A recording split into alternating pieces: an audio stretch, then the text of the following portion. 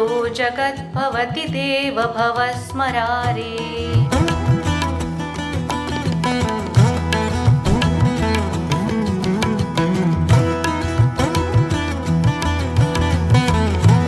आपल्याला वेद, पुराण, उपनिषद, रामायण, महाभारत या संदर्भात आत्ताच्या स्थितीला, आत्ताच्या वेळेला अनुसरून काय काय त्याचा अंडरस्टँडिंग आहे हे आपल्याला माहीत होणं अतिशय गरजेचं आहे. कितना ज्ञान मला आहे वेदांचा किंवा आपले पुराणांचा, आणि कितना मला पण वाटते स्वतःहून की मला माझे ज्ञानमध्ये कितना गॅप आहे. हे गॅप कमी करण्याचा ही जे एक गोष्टी आहेत ना, हे फक्त मला नाहीच, आजच्या समाजातलं सगळ्यांना गरज आहे.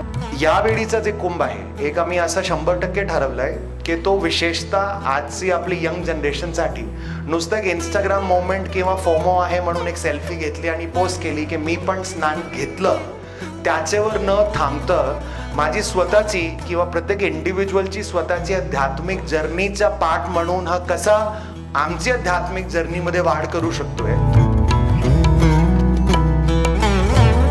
विना निमंत्रण काही अक्षत घालून काही कोणी कोणाला बोलवायला जात नाही आणि लाखो लोक येतात न बोलावता, आणि ज्या काही सोयी गैरसोयी असतील त्याच्यातून की बाबा कुंभस्नान म्हणजे पर्वस्नान झालं आणि कृतकृत्य स्वतःला समजतात, ही जी अक्षुण्ण धारा आपल्या सनातन धर्माची ही परंपरा जी चालू राहिलेली त्याला मूळ सर्वात काय असतं तर ही वेद गंगा जी वाहती आहे त्याच्यातून ह्या सनातन संस्कृतीचे जे काही आयाम वेगवेगळे पसरलेले आहेत त्यातलाच हा एक आयाम म्हणजे कुंभ आहे.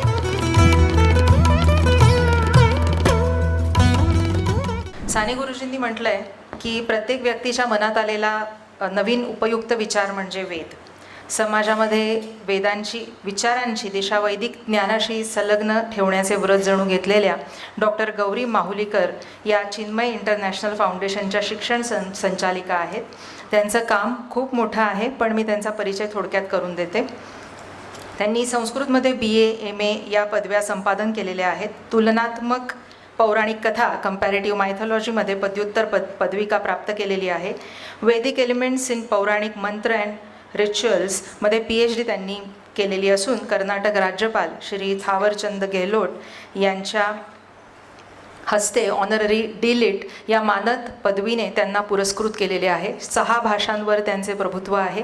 त्यांच्या शैक्षणिक वाटचालीत अनेक सुवर्णपदकं त्यांना मिळाली आहेत. तसेच सावित्रीबाई फुले इंदिरा बेहरे पुरस्कार, आद्य श्री शंकर पुरस्कार, कविकुलगुरू संस्कृत साधना पुरस्कार, international Ramakrishna award, Canadian education foundation Ontario येथेही त्यांना सन्मानित करण्यात आलेलं आहे. अशा या ब्रह्मवादिनी, खरंच ब्रह्मवादिनी डॉक्टर गौरी माहुलीकर यांच्या नावे 12 पुस्तके, 150पेक्षा जास्त लेख, अनेक ठिकाणी देशाविदेशात हस्तलिखितांवर कार्यशाळा, Stanford university, Columbia university, Harvard university अशा नामवंत विद्यापीठांमध्ये त्यांचे विचार कोरले गेलेले आहेत. विदुषी गौरी माहुलीकर यांच्या प्रती आयाम नाशिकतर्फे मी कृतज्ञता व्यक्त करते. त्यांचा स्वागत सत्कार करण्यासाठी डॉक्टर भरत केळकर आयाम अध्यक्ष यांना मी विनंती करते.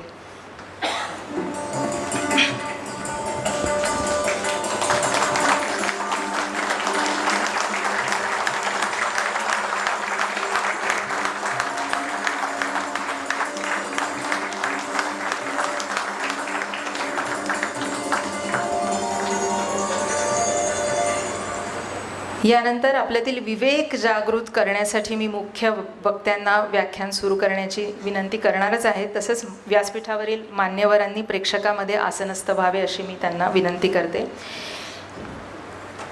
एक महत्त्वाची गोष्ट मला तुम्हाला सांगायची आहे, ती म्हणजे आयामतर्फे अगदी प्रेमाने अत्यंत अनेक कार्यक्रम उपक्रम हे लोकांपर्यंत विनामूल्य पोहोचवले जातात. पण अशा कार्यक्रमांना काहीतरी आम्हाला जो मूल्य मोजावे लागतात ते तुमच्यासारख्या सढळ हातांनी मदत करणाऱ्या लोकांकडूनच मिळतं.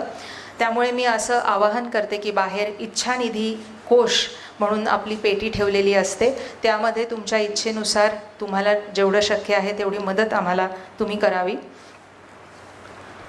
गुरुवर्या यांच्याकडे बघताना मला असं वाटतं, असं बोलावंसं वाटतं की देय इति मात्रः जीवन उद्देश्यः, देय इति मात्रः जीवन उद्देश्यः अस्ति एवं गुरुविशेषः, अस्ति एवं गुरुविशेषः. गुरुवर्या, now we all are yours, please. नमस्कार. सर्व नाशिककर चोखंदळ श्रोत्यांना माझा हृदयपूर्वक नमस्कार. वेद परिचय हा विषय आहे म्हणून मी सुरुवातीला वेदव्यासांची स्तुती करते आणि इथे शंकराचार्यांच्या प्रतिमेचं पूजन केले, त्यामुळे शंकराचार्यांचं एक स्तवन आणि मग व्याख्यानाला आरंभ करते. व्यासस्तुती अशी आहे. वाग्विस्तरा यस्य बृहत्तरंगा वेला तटं वस्तुनि तत्त्वबोधः रत्नानि तर्कप्रसरप्रकाराः पुनातसौ व्यासपयोनिधिर्नः. व्यास हा एक महासागर आहे. वेदव्यास पयोनिधी म्हणजे महासागर आहे. तो महासागर नहा पुनातू म्हणजे आम्हाला पवित्र करो. आता सागर आहे म्हणून सागराच्या संबंधित विशेषणं दिलेली आहेत. वाग्विस्तरा यस्य बृहत्तरंगाः, सागरामधल्या मोठ्या मोठ्या लाटा म्हणजे व्यासांची, महर्षी व्यासांची वाणी. वाग्विस्तरा. वेला तटम वस्तुनी तत्वबोधाः, सागराचे किनारे म्हणजे त्यांना झालेला तत्वाचा बोध. वस्तुनी तत्वबोधः. रत्नानि तर्क प्रसर प्रकाराः, समुद्र म्हणजे रत्नाकर नाही का, तर ह्यातली रत्न कोणती आहेत व्यास सागरातली, तर त्यांनी केलेलं तार्किक खंडन आणि मंडन हे जणू काही ही रत्न आहेत. अशा प्रकारचा हा रत्नाकर आम्हा सर्वांना पवित्र करो. आणि संक्षेप शारीरक नावाचा एक ग्रंथ आहे सर्वज्ञात्मांनी लिहिलेला. त्याच्यातील शंकराचार्यांची स्तुती. समोर कृतकोटी महाराज शंकराचार्य माझ्यासमोर आहेत आणि चिन्मय मिशनचे आमचे अद्वैतानंद इथं आहेत नाशिकच्या सेंटरमधले.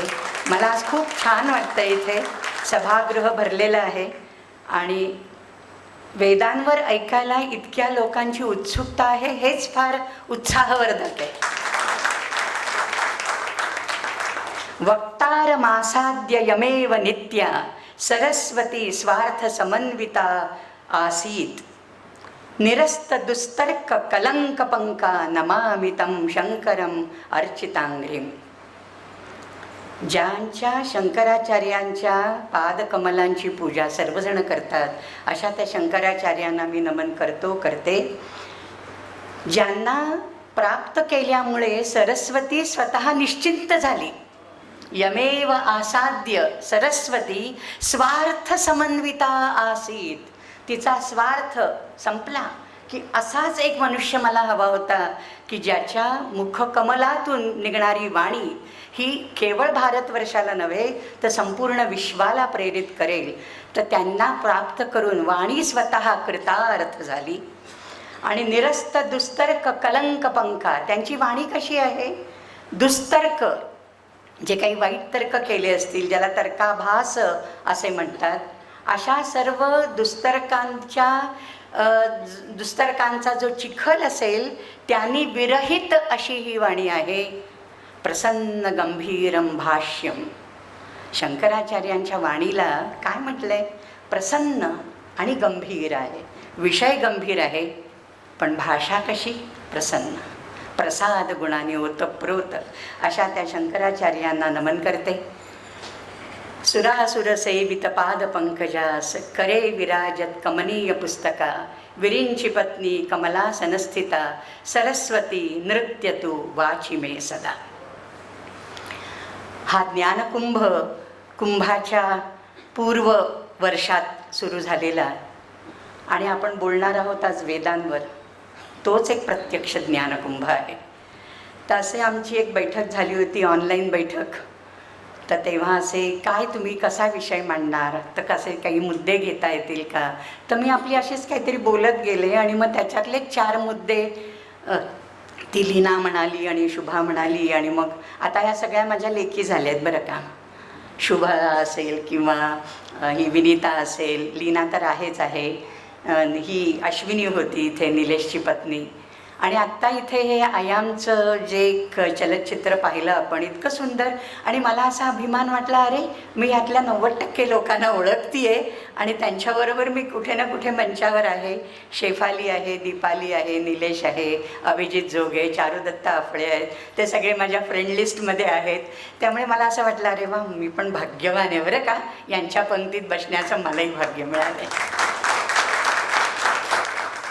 तर हा अमृत कुंभ आहे आणि ह्या कुंभातले काही थेंब आपल्यावर पडले ना तरीसुद्धा आपण पवित्र होऊ, अशी आपली धारणा असते नाही का. जेव्हा मुळात कुंभाची जी रचना आहे त्याला कोण कोणाला निमंत्रण देत आहे?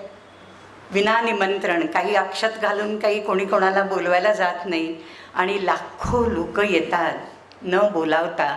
आणि ज्या काही सोयी गैरसोयी असतील त्याच्यातून की बाबा कुंभस्नान म्हणजे पर्वस्नान झालं आणि कृतकृत्य स्वतःला समजतात. ही जी अक्षुण्ण धारा आपल्या सनातन धर्माची, ही परंपरा जी चालू राहिलेली त्याला मूळ सर्वात काय असतं तर ही वेद गंगा जी वाहती आहे त्याच्यातून ह्या सनातन संस्कृतीचे जे काही आयाम वेगवेगळे पसरलेले आहेत त्यातलाच हा एक आयाम म्हणजे कुंभ आहे.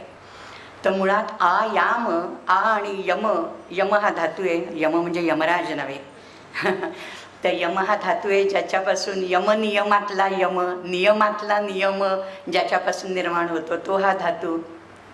आ समंतात सर्वत्र जे पसरलं जातं तो आयाम. त्यामुळे आयाम हा बहुविध आयामाचाच असला पाहिजे.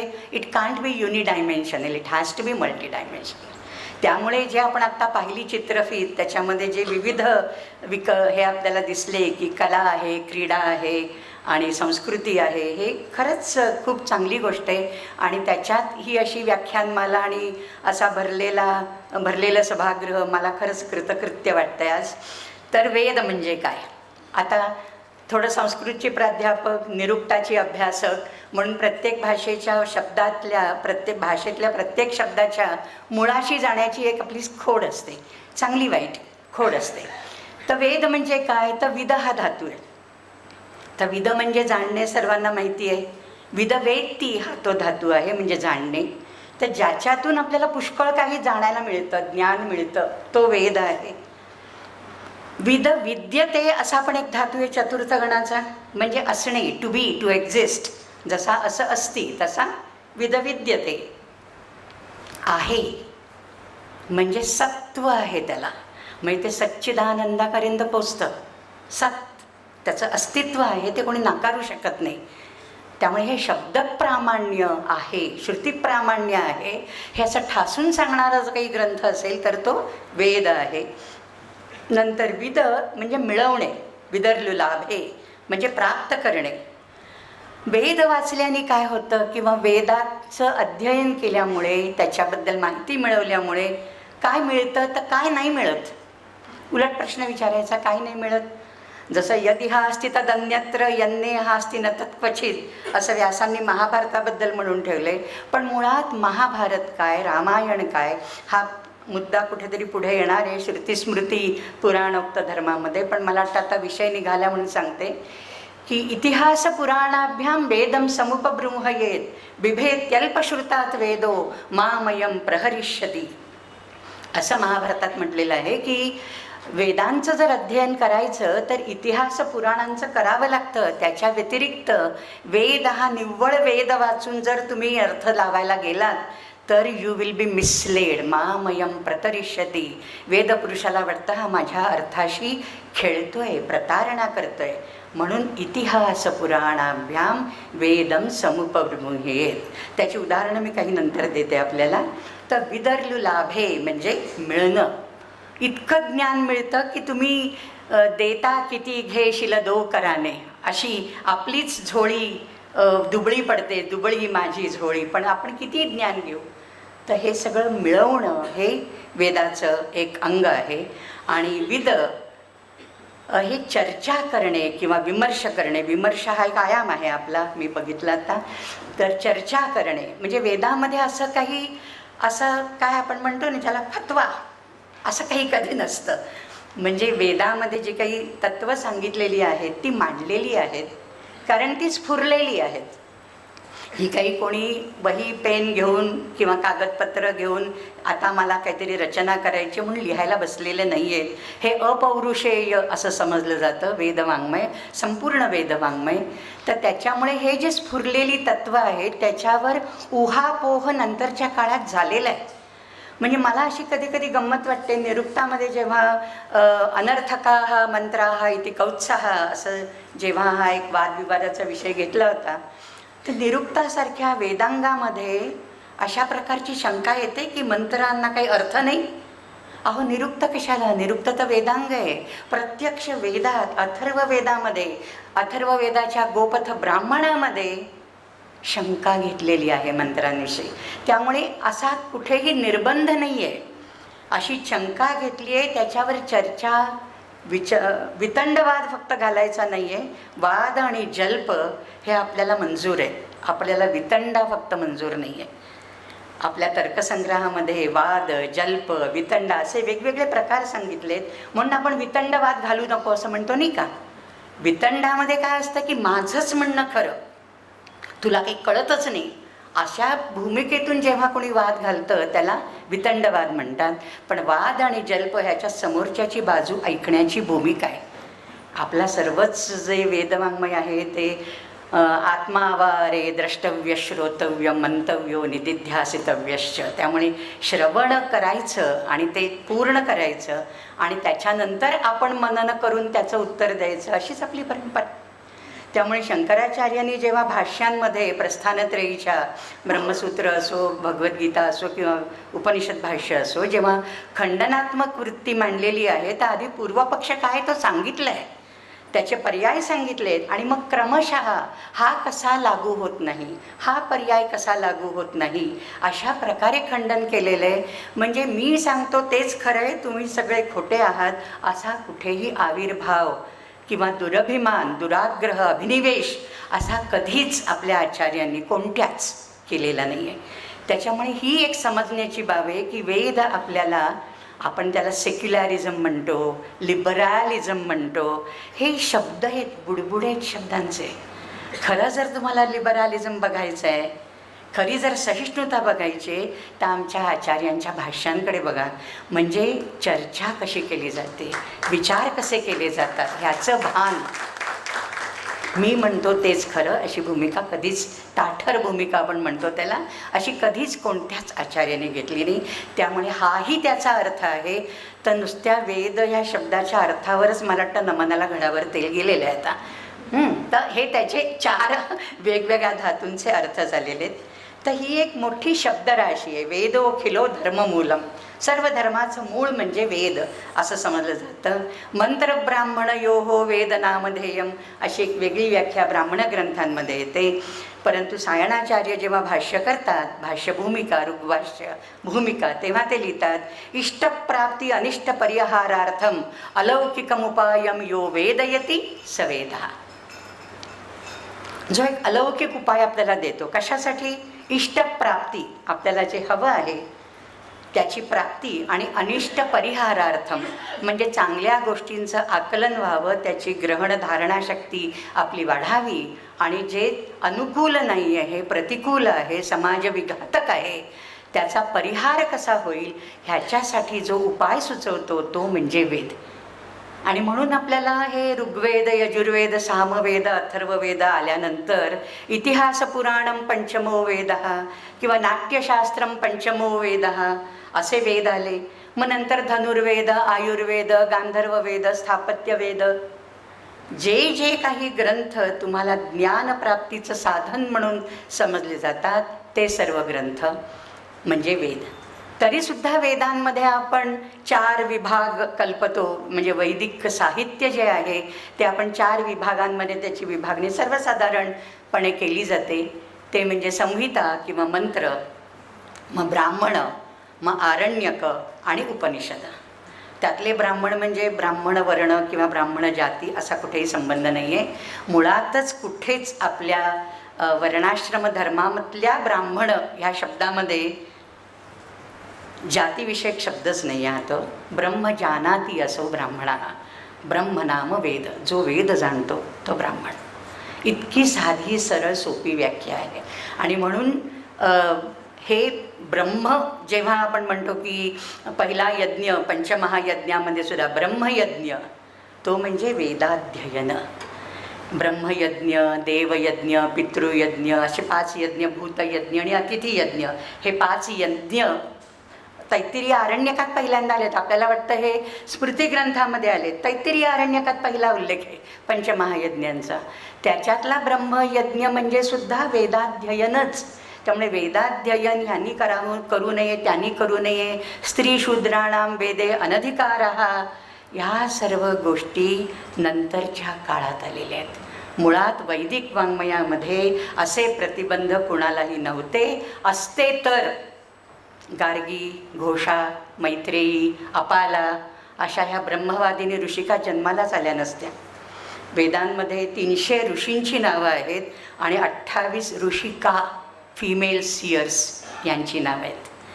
म्हणजे इतकं जर त्याच्यात ओपननेस आपण ज्याला म्हणू, इतकी सहिष्णुता आहे, तर ते नंतरच्या काळामध्ये. आणि हे सर्व मी सांगते आपल्याला की जेव्हा मध्ययुगीन काळामध्ये आक्रमणं जास्त वाढायला लागली, स्त्रियांच्या सुरक्षेचा प्रश्न ऐरणीवर आला, तेव्हा सर्व बंधनं स्त्रियांवर घातली गेली. तोपर्यंत स्त्रियांवर बंधनं नव्हती.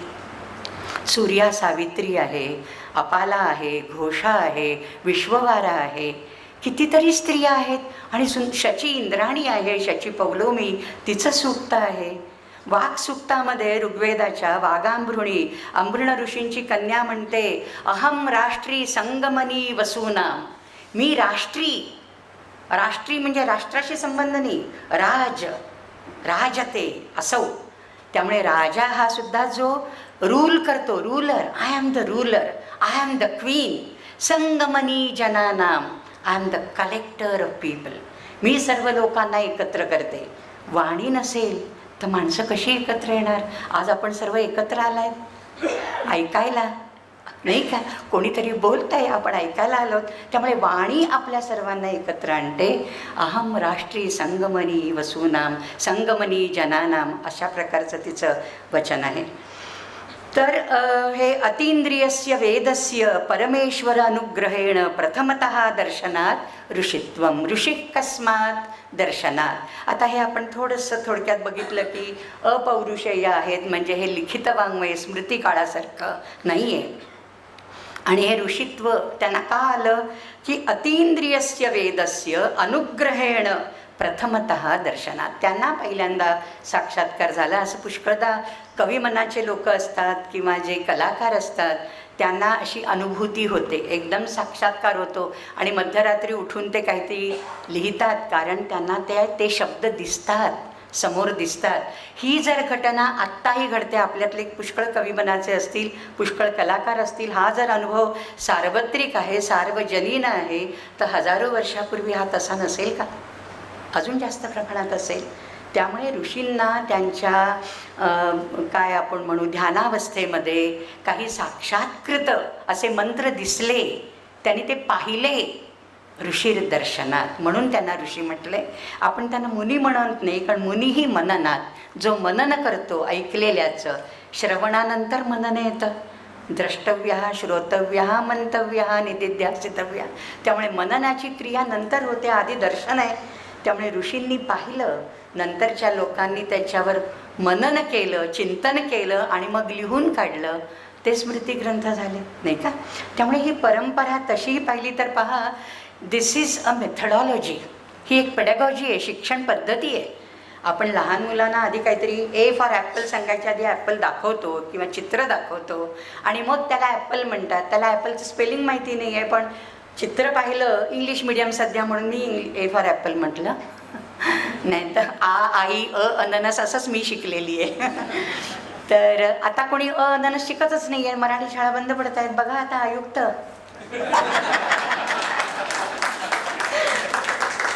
मराठी शाळेत शिकून नंतर इंग्रजी शिकणं, ह्याच्याने दोन्ही भाषा तुम्हाला चांगल्या येतात. तुम्ही इंग्रजी शाळेत शिकलात ना, तुम्हाला इंग्रजी येतं ना मराठी येतं. जाऊ दे, हा वेगळा विषय. तर तर म्हणून वेद अपौरुषेय समजले जातात असं आपण म्हटलं. तर वेद म्हणजे मुळात ज्ञान, मूळ अर्थ त्याचा ज्ञान, त्याच्यानंतर सर्वश्रेष्ठ ज्ञान, आणि त्याच्यानंतर धर्मविषयक ज्ञान.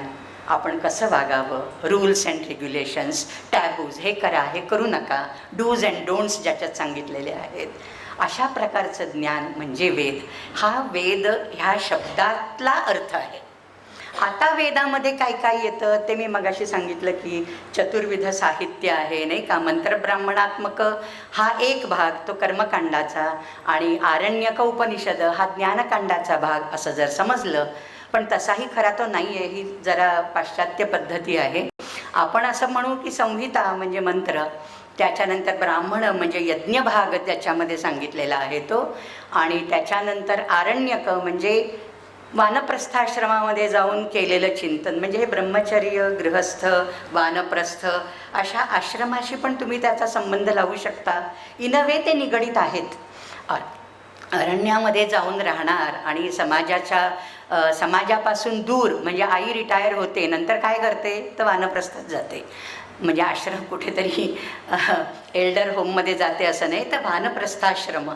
तर या वानप्रस्थाश्रमामध्ये जेव्हा माणसं गेली आणि तेव्हा त्यांनी आपण जे काही यज्ञ केले गृहस्थाश्रमामध्ये त्याच्याविषयी आणखीन अधिक गहराईने चिंतन करायला सुरुवात केली, तेव्हा जे काही त्यांना ज्ञात झालं ते आरण्यकामध्ये काही उपासना सांगितलेल्या आहेत.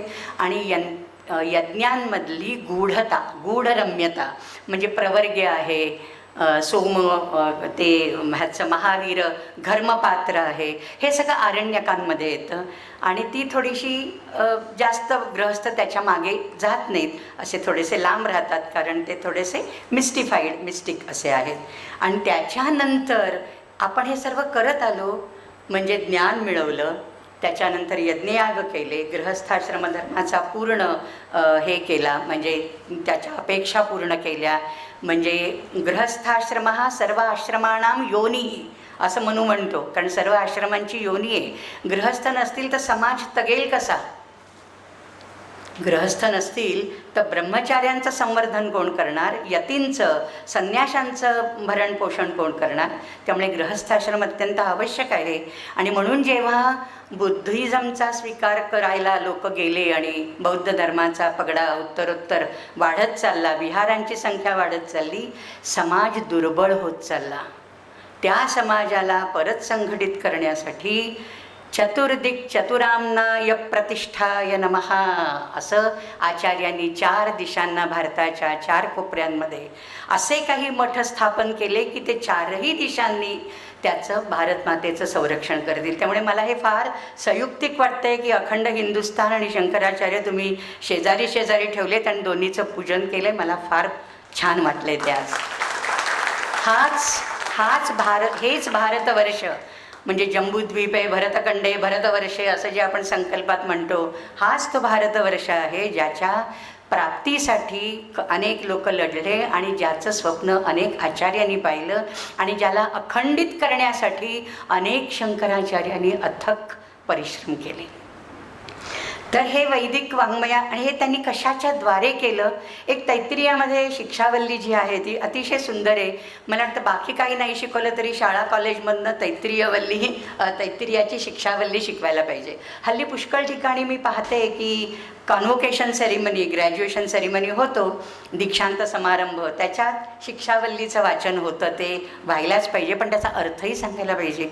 त्याच्यामुळे ते कुठेतरी शालेय अभ्यासक्रमात ते यायला हवं. आम्ही सर्टिफिकेट कोर्स आणि डिप्लोमा कोर्स संस्कृतचे सुरू केले मुंबई विद्यापीठात, तेव्हा शिक्षावल्ली ही सर्टिफिकेट कोर्सला लावली होती. आणि त्याच्यात एक वचन आहे, स्वाध्याय प्रवचनाभ्याम न प्रमदितव्यम. स्वाध्यायान्न प्रमदितव्यम आहेच, पण पुढे स्वाध्याय प्रवचनाभ्याम न प्रमदितव्यम हे मला वाटतं अतिशय महत्त्वाचं अंग आहे आपल्या शिक्षण प्रणालीमध्ये सुद्धा. कारण आपण काही मिळवलं, आता वेद हे ज्ञान आहे, हे आपण मिळवलं पण आपल्याकडेच ठेवलं, पुढे काय? ते लोकांपर्यंत पोचलं पाहिजे. म्हणजे आपण ज्याला हल्ली, कारण ते इंग्लिश शब्द हल्ली फार आपल्या अंगवळणी पडते, डिसेमिनेशन ऑफ नॉलेज, नाही का? म्हणजे त्याचं वितरण व्हायला पाहिजे. जे काही आपण कमावतो त्याचं वितरण व्हायला पाहिजे, ते लोकांपर्यंत पोहोचायला पाहिजे. त्याच्यासाठी प्रवचनं आवश्यक आहे. माझा मिळालं, माझी इंडिव्हिज्युअल ग्रोथ झाली, माझं वैयक्तिक सर्व भलं झालं, आता मला समाजाशी काही देणं घेणं नाही, असं एकाही संन्याशाने विचार केला नाही आहे शंकराचार्यांसकट. एकानेही विचार केला नाही. जे मला प्राप्त झालं ते इतरांना सहज कसं प्राप्त होईल, सोप्या भाषेत मला कसं त्यांच्यापर्यंत नेता येईल, या तळमळीने त्यांनी हे ज्ञान लोकांपर्यंत पोचवलं. म्हणून वेद आज आपल्यापर्यंत अखंडपणे आलेले आहेत. नाही तर 1000 वर्षांची परंपरा, हजारो वर्षांची परंपरा. आणि हा वेद एकही मात्रा इथं तिथं न होता, एकही अक्षर इथं तिथं न बदलता, अग्नी मिळे पुरोहितम वन्ही मिळे का नाही झाला? अग्नीचं सिनॉनिम आहे, अग्नीचा पर्यायी शब्द आहे, पण अग्नीला अग्नीच म्हटलेलं आहे. तिथे काही छंदामध्येही बदल होत नाही. दुसरा शब्द घातला तरीसुद्धा शब्द बदल काय, अक्षर बदलसुद्धा झालेला नाही आहे. आणि ज्यांनी वैदिक ऋचांची संथा घेतलेली आहे त्यांना माहिती आहे स्वरांमध्ये तर काळी मात्र बदल झालेला नाही आहे. उदात्त अनुदात्त स्वरित ज्या क्रमाने तुम्हाला ते मंत्र म्हणायचे तसे जर नाही म्हटले तर ती स्पंदनं तुमच्या शरीरामध्ये निर्माण होत नाहीत आणि त्या स्पंदनाचा जो लाभ तुम्हाला व्हायला पाहिजे तो होत नाही. म्हणून ते ठराविक पद्धतीनेच व्हायला पाहिजे. आणि ही सर्व श्रुती परंपरा, मनीषाजी पण म्हणाल्या त्या की हे सर्व श्रुती परंपरेने आलेलं आहे. मग हे अख्खं वेद वाङ्मय 10,000हून अधिक ऋचा केवळ ऋग्वेदातल्या. केवळ ऋग्वेद जरी म्हटला 10 मंडळं, 1028 किंवा 1054 सूक्त, 10,000हून अधिक मंत्र, आणि त्या आत्ता देवव्रत ह्यांनी म्हटले ते सर्व मंत्र नाही का आपण पाहिलं. हे कसं शक्य आहे? काही लिखापढी नसताना, लिखित वाङ्मय नसताना, तर त्याला अष्टविकृती नावाची एक संथेची जोड दिलेली आहे की मंत्र कसे म्हणावेत. आपण जे मंत्र म्हणतो तो मंत्रपाठ आहे. त्याच्यानंतर त्याचा पदपाठ, प्रत्येक पदविच्छेद करून पदपाठ होतो. त्या क्रमाने ते म्हणायचे अग्नी मिळे, मग अग्नी मिळे पुरोहितम मिळे पुरोहितम, मग यज्ञस्य पुरोहितम यज्ञस्य क्रमपाठ. त्याच्यानंतर घनपाठ, रथ, माला, जटा, एवढे 8 प्रकारचे विविध पाठ. त्याच्यातून ही सर्व वैदिक पठणाची परंपरा आपल्यापर्यंत आली. म्हणून वेद राशी सुरक्षित राहिली. हे अक्षर वाङ्मय झालं, परंतु त्याच्या अर्थाबद्दल काय तर प्रवचन. आणि म्हणून स्वाध्याय प्रवचनाभ्याम न प्रमदितव्यम.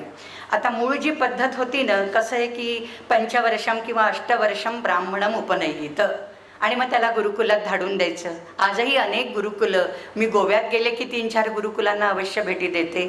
त्यातले एक आपले देवदत्त पाटील आहेत, ब्रह्मश्री देवदत्त पाटील आहेत. आणि पैंगिणला एक छान गुरुकुल आहे, तिकडे पण मी जाते. आणि कवळ्याला पण आहे शांतादुर्गेच्या इथे. तर ह्या गुरुकुलांमध्ये 7 वर्षाशिवाय मुलं घेतच नाही. 7व्या वर्षी उपनयन करूनच मुलं घेतात. म्हणजे हे श्रुती परंपरेला साजेसं. तर त्या छोट्या मुलाला तुम्ही किती ऋचा रोज शिकवू शकाल? 5पेक्षा अख्ख्या दिवसभर 5. त्यामुळे 5 ऋचा रोज शिकवायच्या. त्या 5 ऋचांचा एक वर्ग. असे काही वर्ग तयार झाले की त्याचा एक अध्याय, आणि 8 अध्याय झाले की एक अष्टक. अशा 8 अष्टकांनी ऋग्वेद बनलेला आहे. म्हणजे प्राचीन गुरुकुल परंपरेमध्ये जेव्हा मुलं शिकतात तेव्हा ते ह्या पद्धतीने शिकतात. पण ह्या पद्धतीने शिकण्यामध्ये एक अडचण अशी येते की समजा पहिल्याच ऋग्वेदाच्या सूक्तामध्ये 9 ऋचा आहेत.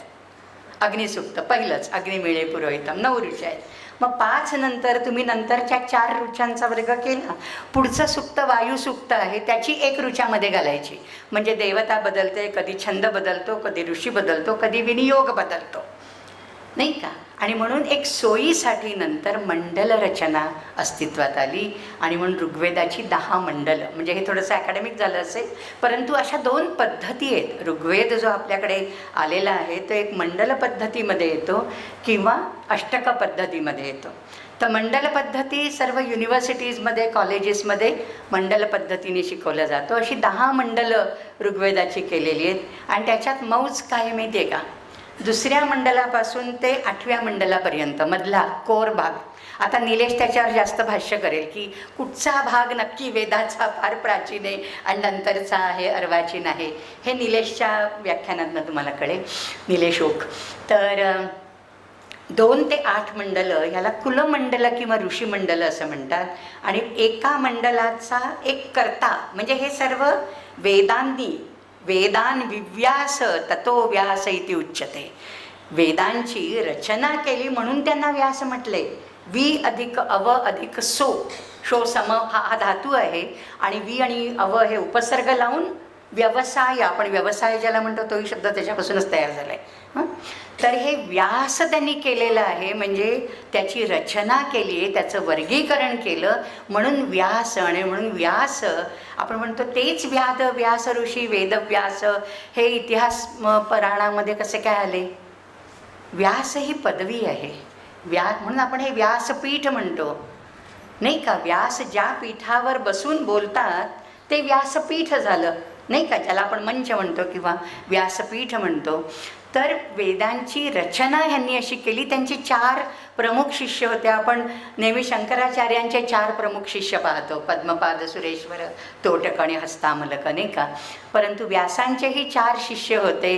त्यातल्या पैल नावाच्या शिष्याला त्यांनी ऋग्वेदाची रचना करायचं काम दिलं. 4 शिष्यांना 4 वेद वाटून दिले बरं का. त्यामुळे पैलानी ऋग्वेद केला, नंतर वैशंपायनाने यजुर्वेद केला, नंतर जैमिनीने सामवेद केला आणि सुमंतूनी अथर्ववेद केला.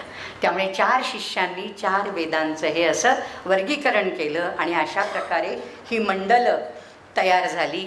आणि ही 2 ते 8, दुसरं मंडल गृत्समदाचं, तिसरं विश्वामित्राचं, चौथं वामदेवाचं, 5वं अत्री.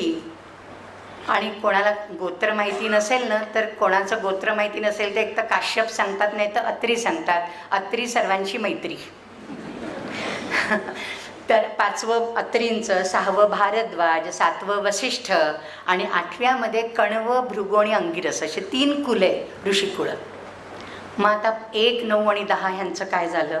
9वं जे मंडल आहे त्याच्यामध्ये सर्व जी सोमदेवता विषयक सूक्त आहेत ना त्याचं संकलन एकत्र केलं, म्हणजे थिमॅटिक क्लासिफिकेशन आहे, टॉपिकल क्लासिफिकेशन. आपण प्रकरण ग्रंथ जेव्हा म्हणतो आचार्यांचे की टॉपिकल क्लासिफिकेशन केलेले वेदांताच्या, एक शरीरत्रय म्हणजे काय नाही का, साधनचतुष्टय म्हणजे काय, पंचकोश म्हणजे काय, टॉपिक्सवर आधारित. तसं ह्यांनी टॉपिकल थिमॅटिक जे काही ॲनालिसिस केलं तर ते सोमाची सर्व सूक्त एका मंडलात घातली, त्याला सोममंडल किंवा पवमान मंडल. कारण सोम ऑल्सो पुनाती, तो पवित्र करतो. मुळात तो पवित्रकातनं गाळला जातो, पवित्रक म्हणजे गाळलं. आणि त्याच्यात ऋग्वेदात इतकी सुंदर सुंदर वर्णनं आहेत त्याची की लोकरीपासून त्याचं ते स्ट्रेनर जो आहे, म्हणजे गाळणी, चहा वगैरे गाळतो आपण ते, तर ती गाळणी लोकरीपासून बनवली जाते आणि त्याला बरीच छिद्र असतात नाही का. आणि म्हणून त्याला शतपूतः किंवा सहस्रपूतः, सहस्रधारांनी तो सोम म्हणजे जो काही चोथा आहे, वेल सोमवल्ली असते तर त्याचे छोटे छोटे अंशू, जसं मध्यंतरी एक नाही का ते व्हीट ग्रास थेरपी, फार खूप आता सध्या नाव नाही दिसत आहे त्याचं, वॉट एव्हर, मध्ये मध्ये फॅडं असतात. म्हणजे कुठे मॉर्निंग वॉकला गेले की बाहेर ते ज्यूसवाले बसलेले असतात, त्यांच्याकडे हमखास असायचं.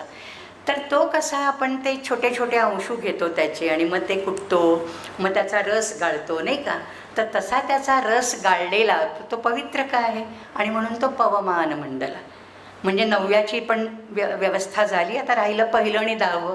तर जी काही सूक्त राहिली होती क्लासिफिकेशन करताना त्यातली 191 पहिल्या मंडळात, 191 10व्या मंडळात.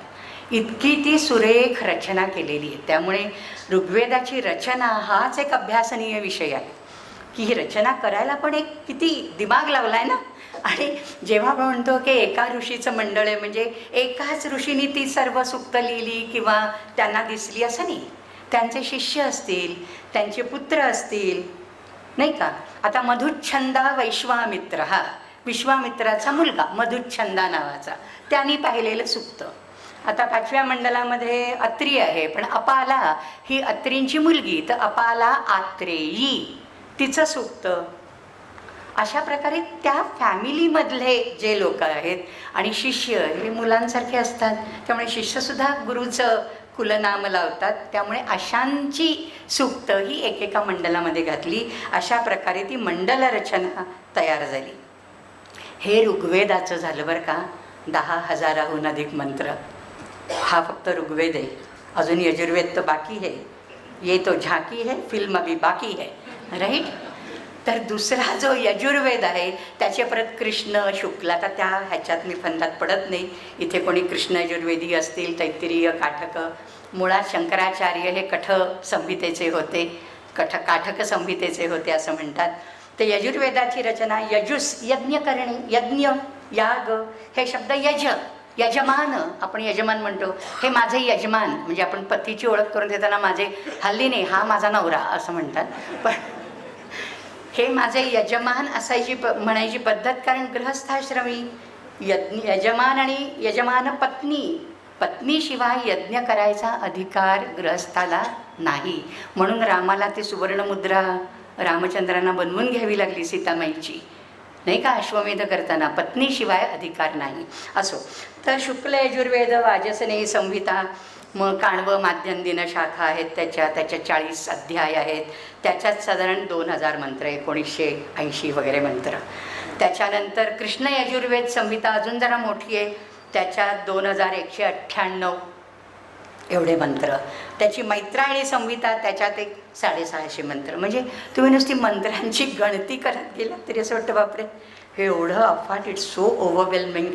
हे कसं काय माणसं वाचत असतील, कसं काय पाठ करत असतील, नाही का. आणि ऐतिहासिकदृष्ट्या पण ह्याच्यामध्ये खूप यजुर्वेदामध्ये छान गोष्टी मिळतात. आपण कदाचित श्रावण महिन्यामध्ये, आता इथे त्र्यंबकेश्वरला तर नक्कीच रुद्र वगैरे केले जातात, लघुरुद्र किंवा एकादशण्या वगैरे असं काय म्हणतात ना, आवर्तनं त्याची केली जातात. त्याच्यात नमक आणि चमक हे शब्द आपण ऐकले असतील. त्याच्यामध्ये गणिताची परंपरा आहे, वर्ग आहेत, घन आहेत, म्हणजे स्क्वेअर रूट्स, स्क्वेअर्स, आणि मग त्याचे क्यूब्स आणि क्यूब रूट्स.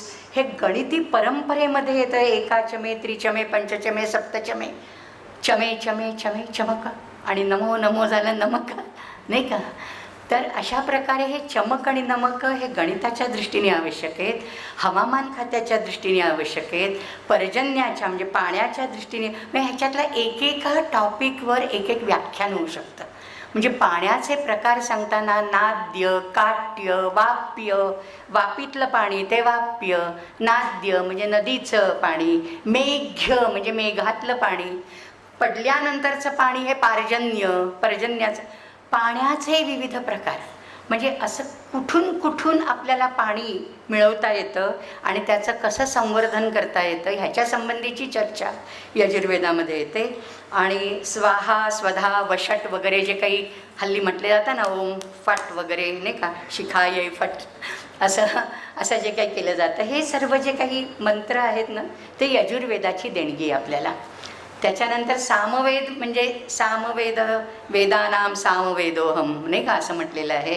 तर त्याच्यात सा आणि अम असे 2 तत्त्व आहेत, एक स्त्री तत्त्व आणि एक पुरुष तत्त्व असं म्हटलं जातं. आणि त्याच्यामध्ये संपूर्ण सामवेद जर पाहिला तर त्याच्यात मंत्र किती आहेत, साधारण काहीतरी 2000-3000 वगैरे एवढे आहेत, पण त्यातले 90% मंत्र ऋग्वेदाचे आहेत. मग सामवेद हा वेगळा वेद का आला, तर ते मंत्र नुसते सस्वर म्हटले जात नाहीत, तर ते गायले जातात. त्याच्यामध्ये आरोह आणि अवरोह आहेत. आणि म्हणून सामवेदापासून निघालेला गांधर्व वेद हा नाट्य आणि संगीत ह्याचा प्रधान असा सोर्स मानला जातो, बरोबर.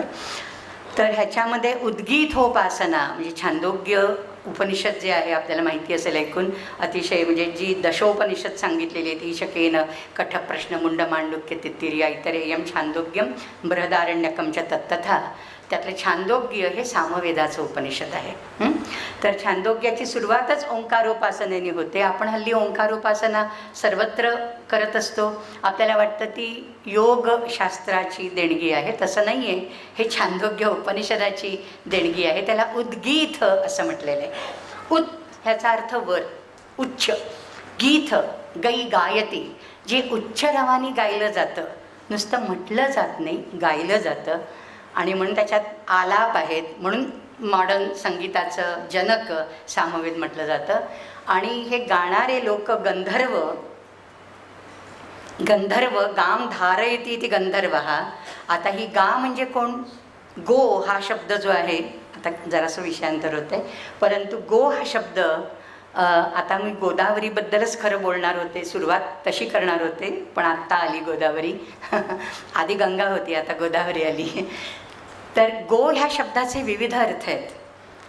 त्याच्यामध्ये एक अर्थ आहे वेद, एक अर्थ आहे गाय, एक अर्थ आहे इंद्रिय. म्हणून गोविंद आपण म्हणतो, भज गोविंदम भज गोविंदम, गोविंदम भज मूढमते संप्राप्ते सन्निहिते, राईट. तर गोविंद म्हणजे जो इंद्रियांवर विजय मिळवतो तो गोविंद, जो वाणीवर वेदांवर ज्याचं प्रभुत्व आहे तोही गोविंद आहे. आणि जो गायी पुष्कळ ज्याच्याकडे आहेत तोही गोविंद आहे. तो गोपालक आहे, गोपाल आहे कृष्ण, म्हणून तो गोविंद आहे. असे अनेक अर्थ आहेत. त्याच्यामध्ये गौ हा शब्द वाणी अर्थक, सरस्वती, आणि म्हणून गीर्वाण वाणी असं आपण म्हणतो ना, गीर्वाण वाणी.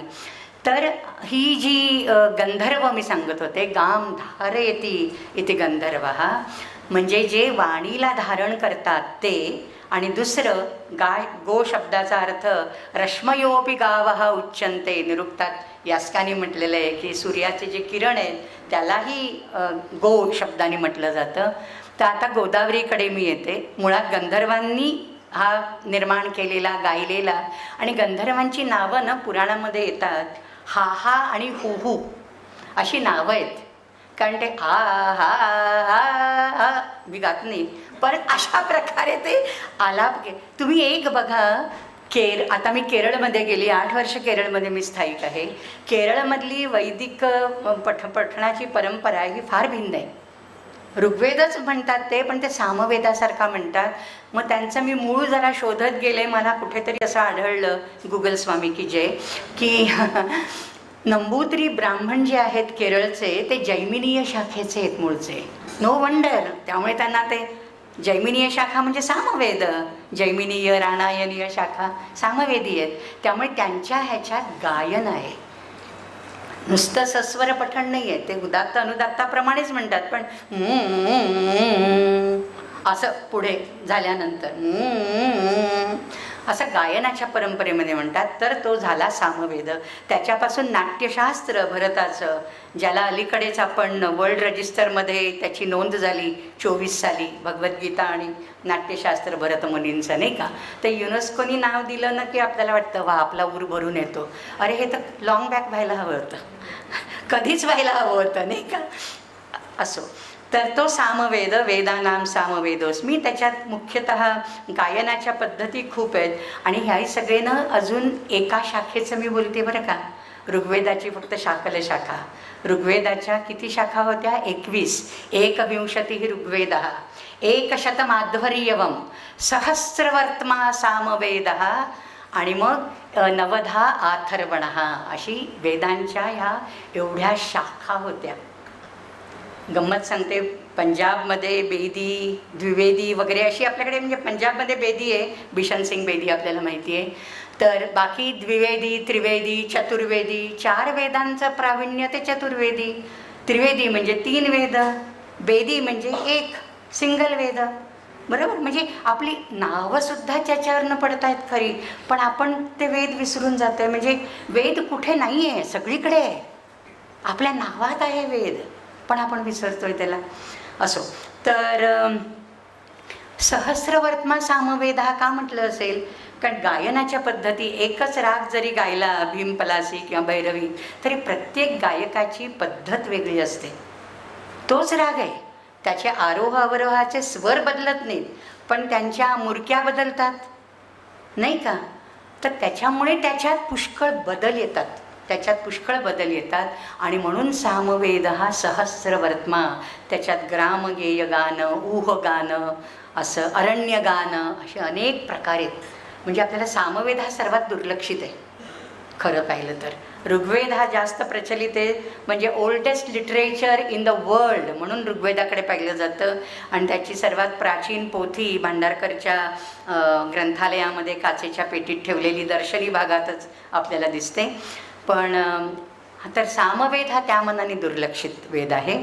आणि त्याच्यानंतर अथर्ववेद, त्याची 20 कांडं आणि त्याच्यामध्ये किती साधारण मंत्र पुष्कळ आहेत, काहीतरी 6000 मंत्र आहेत अथर्ववेदामध्ये सुद्धा.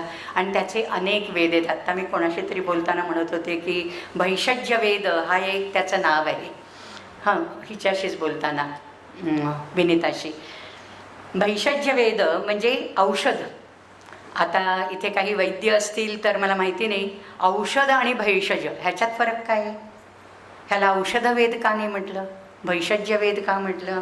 तर औषधम द्रव्यसंयोग आणि भेषजम हुत व्रत तपोदानादी. केवळ जर काही द्रव्य एकत्र करून तुम्हाला खलून काहीतरी काढा दिला, चूर्ण दिलं नाही का, तर ते झालं औषध, द्रव्य संयोग आहे. पण भेषजामध्ये ही गोळी घ्या, पण जरा तुम्ही ललिता सहस्रनामाचा पाठ करा, पौर्णिमेला असं करा, असे काही तोडगे सांगितले जातात.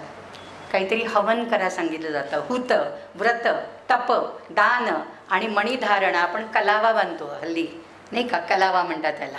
कलाई में जो बांधना जाता है वो कलावा. तर त्याला मणिधारण म्हणतात. आणि मणिधारण हा अथर्ववेदाचा अविभाज्य घटक आहे, अविभाज्य अंग आहे त्याचं. आणि म्हणून ह्याला रिस्टला मणिबंध असं नाव पडलं आहे, ज्याच्यावर मणी बांधला जातो. मणी म्हणजे काय? एक धागा ज्याच्यामध्ये काहीतरी वृक्षाचं, मोस्टली द मणीज आर 80% हर्बल, म्हणजे एखाद्या झाडाची साल, त्याचं फुलाची पाकळी, त्याचं बीज. आता रुद्राक्ष गळ्यात घालणं, एखादा ग्रहाचा खडा अंगठीत घालणं, हे मणिधारण आहे. इन अ वे इट्स कारण it's a protective shield, it gives us a protective shield. तर ह्याला म्हणायचं भेषज. आणि सायणाचार्यांनी त्यांच्या भाष्यामध्ये खूप छान म्हटलं आहे, व्याख्याय वेद त्रितयम आमुष्मिक फलप्रदम ऐहिकामुष्मिक फलदम चतुर्थम व्याचिकीर्षती. 3 वेदांची व्याख्या केल्यानंतर की जे वेद तुम्हाला आमुष्मिक म्हणजे परलोक तुमचा सुखाचा व्हावा म्हणून जे प्रयत्नशील आहेत, अशा 3 वेदांची व्याख्या केल्यानंतर आत्ता मी चतुर्थम व्याचिकीर्षती करण्याची इच्छा करतो, व्याख्या करण्याची. हा वेद काय देईल तुम्हाला? ऐहिक आमुष्मिक फल. या लोकीसुद्धा फळ देईल आणि परलोकीसुद्धा फळ देईल. या लोकीचं फळ म्हणजे निरामय 100 वर्षाचं आयुष्य, निरामय, हे महत्त्वाचं आहे. आणि पुत्र आणि शन्नो द्विपदे शं चतुष्पदे, त्यामुळे फक्त पुत्र नव्हेत तर आपले चतुष्पद, गाई गुरांनी गोठे भरलेले पाहिजेत आणि त्यांच्या ह्याच्यासाठी पाणी भरपूर पाहिजे. अशी सर्व भूतमात्रांच्या आरोग्याची काळजी घेणारं अशा प्रकारचं हे अथर्ववेद आहे. त्याच्यात शाला निर्माण सूक्त आहे, कृषी सूक्त आहे, राजांनी विजय कसा मिळवावा, कसे अभिचार कसे करावेत. पुढे कौटिल्याच्या अर्थशास्त्रामध्ये राजा अभिचार नावाचं एक छोटंसं प्रकरण आहे. तर त्याची सर्वाची सुरुवात कुठेतरी अथर्ववेदामध्ये होते. म्हणजे जेव्हा मी उपवेदाकडे येईन, म्हणजे आता येतेच आहे कारण फार वाढतं आहे नाही तर, आणि मुख्य मुद्दा माझा श्रुतिस्मृती पुराण राहतो आहे कारण ते मला वाटतं जास्त इंटरेस्टिंग होईल. मला वाटतं आय स्किप सम पोर्शन. मी किती वाजेपर्यंत बोलायचं आहे? मी बोलत राहीन अजून 2 तास. बाहेर जायचं नाही, दारा बंद करीन. तर हा अथर्ववेद आहे. तर मी काय सांगत होते बरं, औषधी विज्ञान वगैरे हे सगळं त्याच्यामध्ये येतं. आणि हां, आता आपण पुढे जाऊच या. श्रुतिस्मृती पुराणोक्त धर्म. आता मी असं लोक म्हणतात की नाही हे वेद म्हणजे काय, आम्ही कोसो दूर आहोत. मला कोणाचा तरी फोन आला मध्यंतरी, मी नाशिकहून बोलते आहे, माझ्याकडे त्यांचं नाव सेव्ह नाही आहे. मी म्हटलं होतं हिला शुभाला की कोणीतरी मला फोन केला, तर माझ्याकडे नाव आले म्हणजे ट्रू कॉलरवर आलं असेल, मला लक्षात नाही, पण मी काही ते ठेवला नाही आहे फोन नंबर तो. आणि ते म्हणाले की वेद म्हणजे मला काही माहिती नाही, मी असा इंजिनियर आहे आणि अंकतंक आणि मी कोसो दूर आहे. पण आपल्याला एक माहिती नसतं, जसं मी आत्ता म्हटलं वेद हा अनुस्यूत आहे, आपल्या जीवनाचा एक अविभाज्य घटक आहे. कसा मी तुम्हाला सांगते. आपल्याला बाकी काही माहिती नसलं तरी निदान सावित्री गायत्री मंत्र माहिती असतो. ओम तत्सवितुर्वरेण्यं भर्गो देवस्य धीमहि धियो यो नः प्रचोदयात. तर हा आपण त्याला गायत्री मंत्र म्हणतो सर्रास. तो गायत्री छंदातला सावित्री मंत्र आहे. गायत्री छंदात अनेक लोकांचे मंत्र आहेत. दत्त गायत्री आहे, रुद्र गायत्री आहे, विष्णू गायत्री आहे, देवी गायत्री आहे. गायत्री हे छंदाचं नाव आहे. Metre, it's the name of metre. 24 अक्षरांचं. आणि त्रिपदा गायत्री म्हणजे 8 अक्षरे एका चरणात, 3 पाद असतात म्हणून त्रिपदा गायत्री. कधी कधी ती चतुष्पदा असते त्यामुळे 6 अक्षरं, 6 चोक 24, 24 अक्षरं व्हायला पाहिजेत म्हणजे ती गायत्री. बरोबर. मग अशी छंद जे आहेत वेगवेगळे, त्या छंदांमध्ये झालेली रचना म्हणजे गायत्री मंत्र झाला. तर आपण जो मंत्र म्हणतो तो सूर्याला उद्देशून, सवितृ ह्या देवतेला उद्देशून आहे की तुझ्याकडे जे काही एक तेज आहे ते तू आम्हाला दे, ज्याच्याने आमची तिला चोदना मिळेल. धियो यो न प्रचोदयात, आमच्या बुद्धीला प्रेरणा मिळेल. कारण मुळात सूर्य हा शुई प्रसवणे या धातूपासून आला आहे. काहीतरी प्रसूती करणं, कोणाला तरी इम्पेल करणं, इन्स्पायर करणं. त्याच्यामुळे जस्ट इन्स्पायर असतो दॅट अवर बुद्धी गेट शार्पन, नाही का, हा त्याचा अर्थ आहे. तर हा मंत्र आपल्याला सर्वांना माहिती असतो. दुसरी मी एक गंमत सांगते तुम्हाला की महामृत्युंजय मंत्र सर्वांना माहिती असतो. ओम त्र्यंबकं यजामहे सुगंधिं पुष्टिवर्धनम् उर्वारुकमिव बंधनात् मृत्योर्मुक्षीयमामृतात्. हा मंत्रही माहिती असतो. आता गंमत काय आहे, मी जेव्हा म्हणते हा वेदोक्त धर्म, हाच पुढे श्रुती स्मृती म्हणजे श्रुतीतून निर्माण झालेला पुढे स्मृती आणि पुराणांपर्यंत आलेला आहे.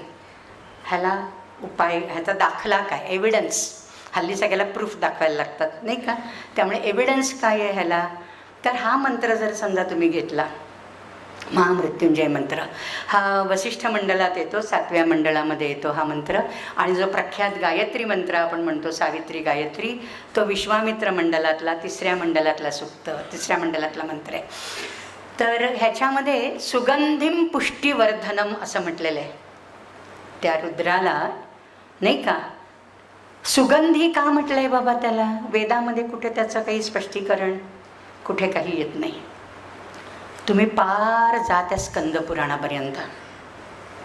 स्कंदपुराणामध्ये एक गोष्ट येते की जिथे शिवानी पुलक नावाच्या एका राक्षसाचा वध केला. त्याने गजासुराचा वध केला आणि गजचर्म पांघरलं.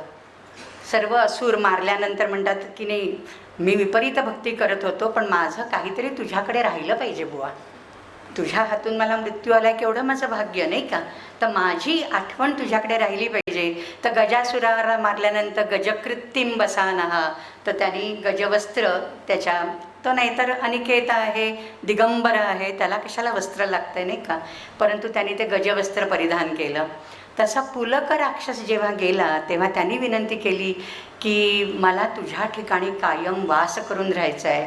तर त्याचा जो मेद होता तो शंकराने आपल्या अंगाला लावला आणि तो त्याचा मेद गंध आहे आणि म्हणून त्याला सुगंधी म्हटलेलं आहे. आता ही कुठे आली गोष्ट, पुराणात. वेदामध्ये त्याचा मागमूस नाही आहे. आता पुराण म्हणजे काय आहे, पुरा नवीनम भवती इति पुराण.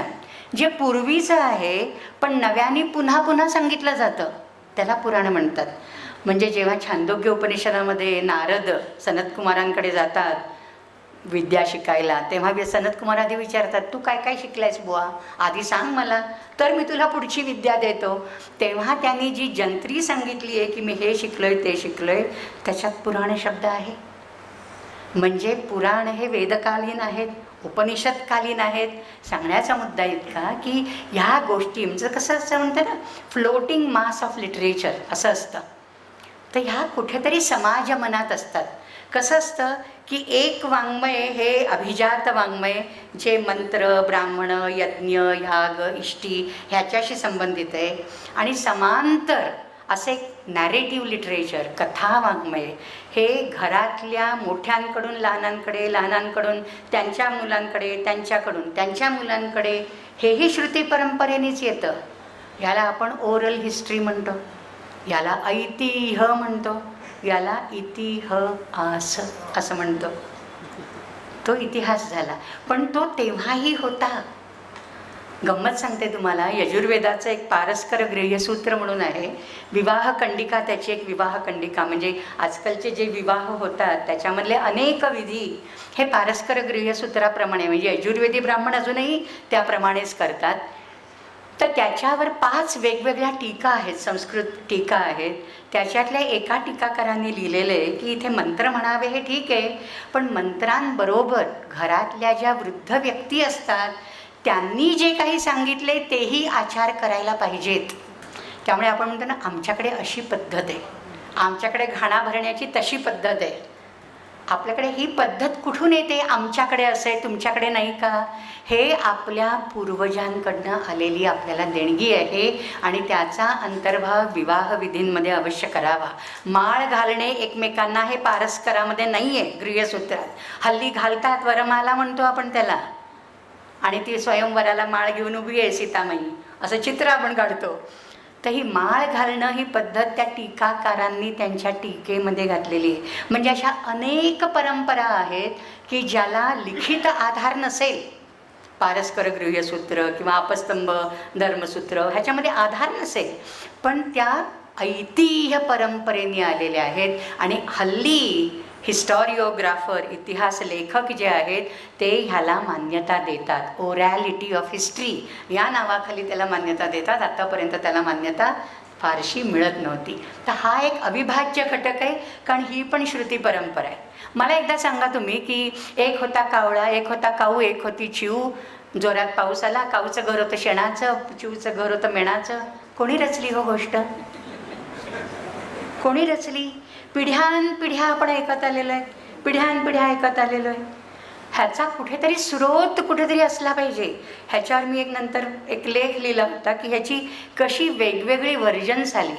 कर्नाटकात, मी कर्नाटकाची आहे, माझा जन्म कर्नाटकातला आहे, धारवाडचा. वाढले मुंबईत, त्यामुळे मी महाराष्ट्रीयन आहे. आता केरळला आहे म्हणून मी आता विभूती नाही लावली, नाही तर मला केरळीच समजतात. मी विमानाचा प्रवास करते, घरातनं निघते तेव्हा विभूती लावलेली असते. तर मग मल्याळी लगे मल्याळीत बोलायला लागतात. मग करच मल्याळ पडेके ना, मी अजून शिकते आहे असं. म्हणजे असं आपण इतक्या भाषा बोलतो वेगवेगळं, प्रत्येकाच्या ह्याच्यात ह्या गोष्टी कशा काय येतात, काय कॉमन सोर्स आहे त्याच्यामध्ये, ह्याचा आपण कधी विचार नाही करत. ही ऐतिह्य परंपरा आहे. म्हणजे शंकराचार्यांच्या चरित्रावर मला मध्य प्रदेश सरकारने जी शंकर फेलोशिप दिली होती 2 वर्षासाठी, त्याच्यात मी शंकर दिग्विजय अनेक वाचले, 20-22 ग्रंथ आहेत त्याच्यात. शिवाय ऐतिह्य माला नावाचा मल्याळम भाषेमध्ये ग्रंथ आहे, तो माझ्या कलिगकडनं वाचून त्याच्यातले मुद्दे मी काढून घेतले. त्याच्यातही काही माहिती आहे. ऐतिह्य माला हा सुद्धा एक महत्त्वाचा पुरावा आहे, पण आपण त्याच्याकडे दुर्लक्ष करतो. तर सांगण्याचा मुद्दा की अशी ही श्रुती परंपरा आणि ही पुराणाची परंपरा, आपल्याला वाटतं पुराण फार नंतरची आहेत, कारण त्याची भाषा अर्वाचीन आहे. आपल्याला पुराण वाचलं की कळतं, अर्थ कळतो, रामायण महाभारताचा कळतो, पुराणाचा कळतो, अनुष्टुप छंदात रचना एकतर. पण ऋग्वेदातल्या रचना आहेत त्रिष्टुप, जगती वगैरे पंक्ती, आपल्याला कुठे ती वृत्तही माहिती नाहीत, काही माहिती नाहीत. आणि काय आपण वाचणार? आणि मिनी मसीत द्यावी द्यावी म्हणजे काय आहे बुवा, वरुणाचं सुक्त, हे मिनी मसी प्रकरण काय आहे? म्हणजे आपल्याला शब्द कळत नाहीत, अर्थ कळत नाहीत, असं होतं. पण पुराणाची भाषा सोपी आहे, म्हणजे पुराण नंतरची आहेत. तर तसं नाही आहे. अजून एक गमतीची गोष्ट सांगते तुम्हाला. ऋग्वेदामध्ये पूषा नावाची देवता आहे, ही आदित्य देवता आहे. पूषण, तन्मे पूषण अपावृणू, नाही का, सत्यस्य सत्ये काय अभिहितम हिरण्मयस्य पात्रस्य सिहितं सत्येन पिहितं मुखम तत्ते पूषण अपावृणू. बरं, ते माझ्यासाठी तू दूर कर, असं जे म्हटलेलं आहे. हा पूषण आपल्याला एवढंच माहिती आहे, किंवा सूर्यनमस्कार घालताना पूषणे नमः एवढं माहिती असतं, पण बाकी पूषण माहिती नाही. ऋग्वेदाच्या 6व्या मंडलात, भारद्वाज ऋषींच्या मंडलामध्ये त्याची अत्यंत उत्तम सूक्तं आहेत. त्याच्यात एका ठिकाणी त्याचं नाव करंभाद असं दिलेलं आहे. करंभाद, करंभ म्हणजे भाताची पेज, लिक्विड भाताची पेज. अद म्हणजे खाणे. तो काय खातो? तर पेज खातो. का बाबा? त्याला अजून एक विशेषण जोडलेलं आहे, कृत्तदती. कृत्तदती. तर हे कृत्तदती असं त्याला का म्हटलं आहे? त्याचे दात तुटलेले आहेत, त्याला खाता येत नाही आहे. हे असं का झालंय? त्याची गोष्ट तुम्हाला शैवपुराणांमध्ये, शिवपुराण असो, स्कंदपुराण असो, वायुपुराण असो, त्या पुराणांमध्ये दक्षाध्वर मथनाची कथा सर्वांना माहिती आहे. दक्षाच्या यज्ञाचा विध्वंस केला शिवाने, कारण सतीला बोलावलं नाही त्यांनी, नाही का, त्याची मुलगी सती, पण तिला बोलावलं नाही आणि म्हणून मग ती गेली, ती अपमानित झाली. मग शंकराला राग आला, त्यांनी जटा उपटली, भैरव निर्माण केला आणि ही कथा आपल्याला माहिती आहे. तर तो भैरव तिथे गेला यज्ञशाळेमध्ये आणि जे काही तिथे जमले होते दक्षाच्या पार्टीतले लोक, दक्षाला सपोर्ट करणार, त्या सगळ्यांना त्यांनी काही ना काही धडा शिकवला. त्या भगाचे डोळे फोडले, त्याच्यामध्ये पुरुषांचे दात पडले. आता हा उल्लेख कुठे वेदामध्ये? कुठेच नाही. म्हणून मी म्हटलं इतिहास पुराणाभ्याम वेदम समुपबृंहयेत. इतिहास पुराणामध्ये ज्या गोष्टी सांगितल्या आहेत त्या फक्त नॅरेटिव्ह म्हणून सोडून नाही द्यायच्या, त्या कुठेतरी त्याला इटिओलॉजिकल मिथ्स, मी मायथॉलॉजीचा अभ्यासक्रम केला असं कुठेतरी ओळख करताना वाचलं आपण. तर हे नॅरेटिव्ह लिटरेचर ह्याचा एक अभ्यास करताना एक शब्द आलेला आहे, तर ते जस्टिफाय करायला, त्याच्या स्पष्टीकरणासाठी काहीतरी कथा नंतर येतात पुराणामध्ये. वास्तविक नंतर येतात असं नाही मला म्हणायचं आहे, त्या कुठेतरी असतात, पण त्या ऐतिह्यामध्ये असतात, त्या पुराणामध्ये लिखित स्वरूपात नंतर लिहिल्या गेल्या. तर असे अनेक उदाहरणं तुम्हाला दिसतील. लिंगोद्भव शिव जो आहे, लिंगोद्भव शिव अनेक ठिकाणी त्याचे स्कल्पचर्स तुम्हाला मिळतात. होयसाळा स्कल्पचरमध्ये वगैरे, म्हणजे खांब आहे, खांबातनं शिवलिंग बाहेर आलं, ते ह्याची गोष्ट. आणि तो रुद्रस्वरूपी आहे, अग्निस्वरूपी आहे वगैरे असं जे म्हटलेलं आहे, त्याची कथा पुन्हा स्कंदपुराणामध्ये येते की एकदा विष्णू आणि ब्रह्मा यांच्यामध्ये झालं भांडण. श्रेष्ठ कोण? मी श्रेष्ठ, मी श्रेष्ठ, दोघांमध्ये भांडण झालं. मग त्यांच्या दोघांच्या मधोमध एक मोठं लिंग प्रादुर्भूत झालं आणि मग त्या लिंगातनं आवाज आला की जो कोणी वरचं किंवा खालचं, माझं टोक कुठपर्यंत गेलं आहे, वरती किंवा खाली, हे जो शोधेल तो श्रेष्ठ. ब्रह्मा गेला वर, विष्णू गेला खाली, सासूरवाडी ना त्याची, क्षीरसागर मंथन, त्यामुळे ते सोपं ना, त्यामुळे सासूरवाडीत गेला म्हणजे पाताळापर्यंत गेला. आणि तरी ते अजून लिंग खाली खाली खाली. तो बाबा आला हात हलवत, मला काही ह्याचा थांग पत्ता लागत नाही आहे. प्रामाणिक सत्वगुण ना, विष्णू म्हणजे सात्विक, ब्रह्म रजोगुण, क्रिएटर. आता त्याची जर काय पद गेली आता इकडे, विष्णू श्रेष्ठ ठरला, तर काय होणार माझं? आपली सुपिरियॉरिटी राहिली पाहिजे, खुर्ची राहिली पाहिजे आपली, नाही का. तर त्यांनी तोही वर गेला, तरी वर अजून वर, जितका वर जातो तरी अजून आकाशाला भेदून लिंग वर. मग तो वर वर वर गेला तर तिकडे त्याला कामधेनू दिसली आणि केतकी पुष्प दिसलं. मग त्यांनी त्याला सांगितलं की तुम्ही माझ्या बाजूने साक्ष द्याल का की मी हे पाहिलं? एव्हिडन्स पाहिजे ना, नाही का. ते हो म्हणाले आणि त्यांनी साक्ष दिली. ह्याने येऊन सांगितलं मी बघितलं बाबा वरचं टोक, खूप वर, फार एकदम वरपर्यंत गेले. कसं काय, तुला काय माहिती, कसं काय, तू कोण आहे, साक्षीदार कोण? हे दोन. रॉंग विटनेसची कल्पना तेव्हापासून आहे. असे विटनेसेस क्रिएट करणं ही गोष्ट आहे बरं का. ह्या गोष्टीचं तात्पर्य काय ते सांगते मी पुढे. हे जरासं थोडंसं फन मेकिंग, थोडा कंटाळा आला असेल म्हणून मी सांगितलं हे असं. तर त्यांनी साक्ष दिली. मग ते तर खोटंच होतं ना, सरासर झूट. मग लिंगातनं आवाज आला की तू खोटं बोलतोयस, त्यामुळे यापुढे तुझं मंदिर बांधलं जाणार नाही, तुझी पूजा होणार नाही. म्हणून ब्रह्मदेवाची देवळं का नाही आहेत? विष्णूची एवढी आहेत, शिवाची एवढी आहेत, पण जो क्रिएटर, जगाचा निर्माता, चतुर्मुख, त्याचं मंदिर पुष्कर तीर्थ सोडलं तर कुठं आहे भारतात? कुठेच नाही, कारण हा शाप त्याला आहे. ही कथा फार प्राचीन. आता हे दोन साक्षीदार आलेत, त्यांनाही दंड दिला पाहिजे, नाही का. खोटी साक्ष देणं हे खोटं बोलणं इतकंच पाप आहे. त्याच्यामुळे मग केतकीला दंड दिला की आजपासून माझ्या पूजेत तुझा अधिकार संपला. आजपासून केतकी पुष्प शिवाला व्हायचं नाही. गाईला सांगितलं तू आजपासून अपवित्र. आता एवढी गोमाता पवित्र, तिला अपवित्रतेचा शाप मिळाला, कसं चालेल ना. मग त्यांनी सगळ्यांनी माफी मागितली, बाबा असं नका करू, आमची चूक झाली. महाविष्णू क्षमाशील, त्यांनी उशाप दिला. मग केतकीला सांगितलं, फक्त भाद्रपद शुद्ध तृतीयेला माझ्या पूजेमध्ये तुझा सहभाग आहे, अन्यथा नाही. आणि त्या दिवशी आपण शिवाच्या पिंडीवर केतकी वाहतो. त्याला केवडा त्रीज, हरतालिका आपण त्याला म्हणतो महाराष्ट्रात, गुजरातीमध्ये त्याला केवडा त्रीज म्हणतात, तृतीया, की ज्या दिवशी केवडा शिवाला वाहतात. आणि सगळे, मी बोरिवलीला होते त्या ओंकारेश्वराच्या देवळात, सगळे केवड्याचं पान घेऊन पूजेला यायचे, केवडा त्रीज. ही कथा ह्याच्याशी संलग्नित आहे. मग आता धेनूचं काय, गाईचं, मग तिला शाप दिला होता ना, अपवित्र राहशील. नाही म्हणे, तू पवित्रच आहेस, पण जेव्हा तुझ्या मुखातून, तुझं मुख खरं अपवित्र होणार आहे, बाकी सगळी तू पवित्र आहेस. ती म्हणे, माझं मुखच अपवित्र राहिलं तर कसं चालेल ना. तर म्हणे, पाण्याशी संपर्क आला तर तू शुद्ध आहेस, अन्यथा तुझं मुख अपवित्र आहे. म्हणजे काय, वाटेल ते खाते, प्लास्टिकही खाते. गाईच्या पोटातनं किलोनी प्लास्टिक काढतात वेटरनरी सर्जन्स हल्ली, नाही का. म्हणजे काहीही खाते म्हणून ती अपवित्र. पण गोमुखातनं पाणी येतं तेव्हा ते तीर्थीभूत होतं, तीर्थी कुर्वंती. त्यामुळे ते तीर्थीकरण हे अशा प्रकारे होतं. अशा ह्या कथा, म्हणजे कथा बघायला गेल्या तर खूप इंटरेस्टिंग, पण त्याच्या मागे काहीतरी मर्म असतं, काहीतरी कुठेतरी सांगायचं असतं, काहीतरी स्पष्टीकरण द्यायचं असतं, म्हणून अशा कथा येतात. तर दक्षाध्वरणाचं करंभाद लिंगोद्भव झाला. मरुद्देवता गण अशीच त्याची एक कथा नंतर कुठच्या पुराणामध्ये येते, वायुपुराणात बहुतेक येते ती.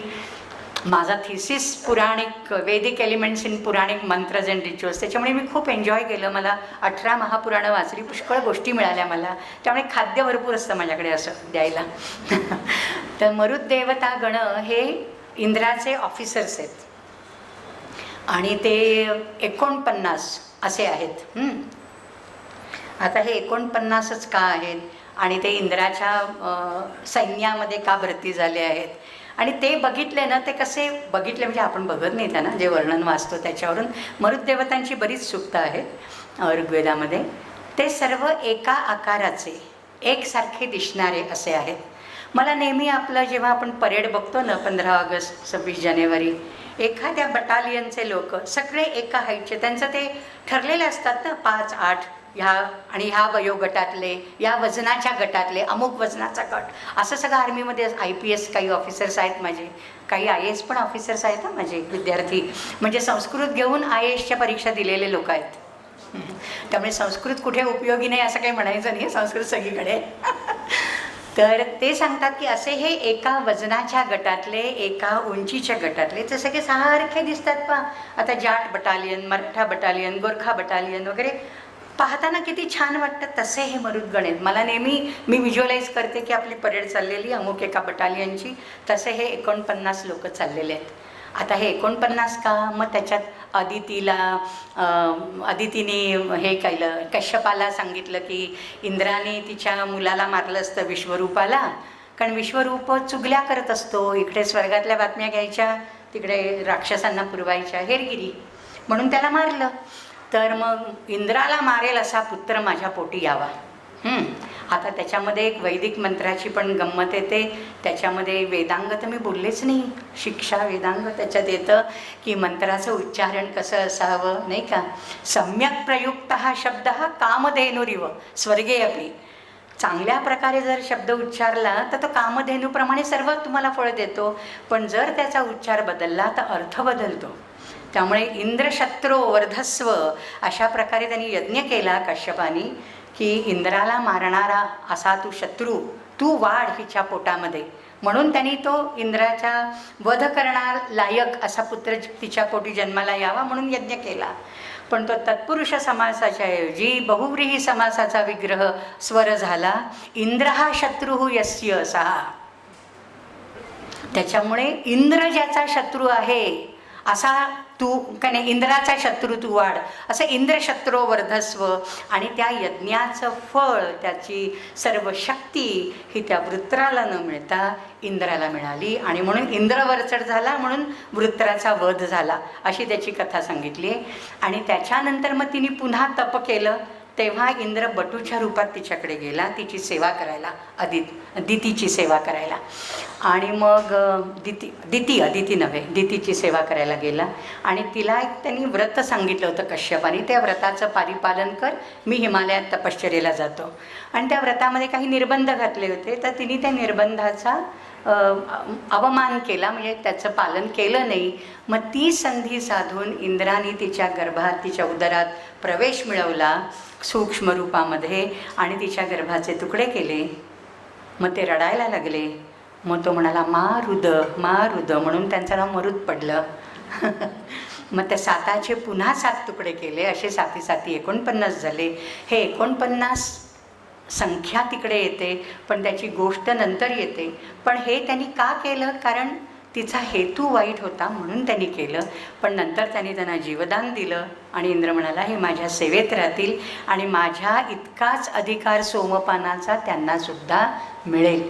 त्यामुळे इंद्राच्या पाठोपाठ मरुद्गणांना सोम देतात, वायूला देतात, बाकीच्या लोकांना थोडा मिक्स करून देतात. म्हणजे मग त्या सोमरसामध्ये कधी हे घालतात, पाणी घालतात, कधी दूध घालतात, कधी दही घालतात, कधी बार्ली वॉटर घालतात, यवा क्षीर, दधी क्षीर, अशा प्रकारची नावं आहेत. आणि नीट सोम फक्त इंद्राला आणि मरुद्गणांना आणि वायूला दिला जातो. सगळ्या पुरुषांना हसू आलेलं आहे.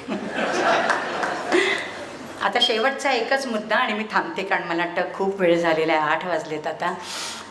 मी बोलायला लागले की बोलत राहते. आता एक अरुंधती दर्शन न्याय ह्याचा मी उल्लेख केला होता आपल्या बोलण्यामध्ये, नाही का. आता तो एक मुद्दा राहतोय म्हणून तो मी आता थोडक्यात सांगते.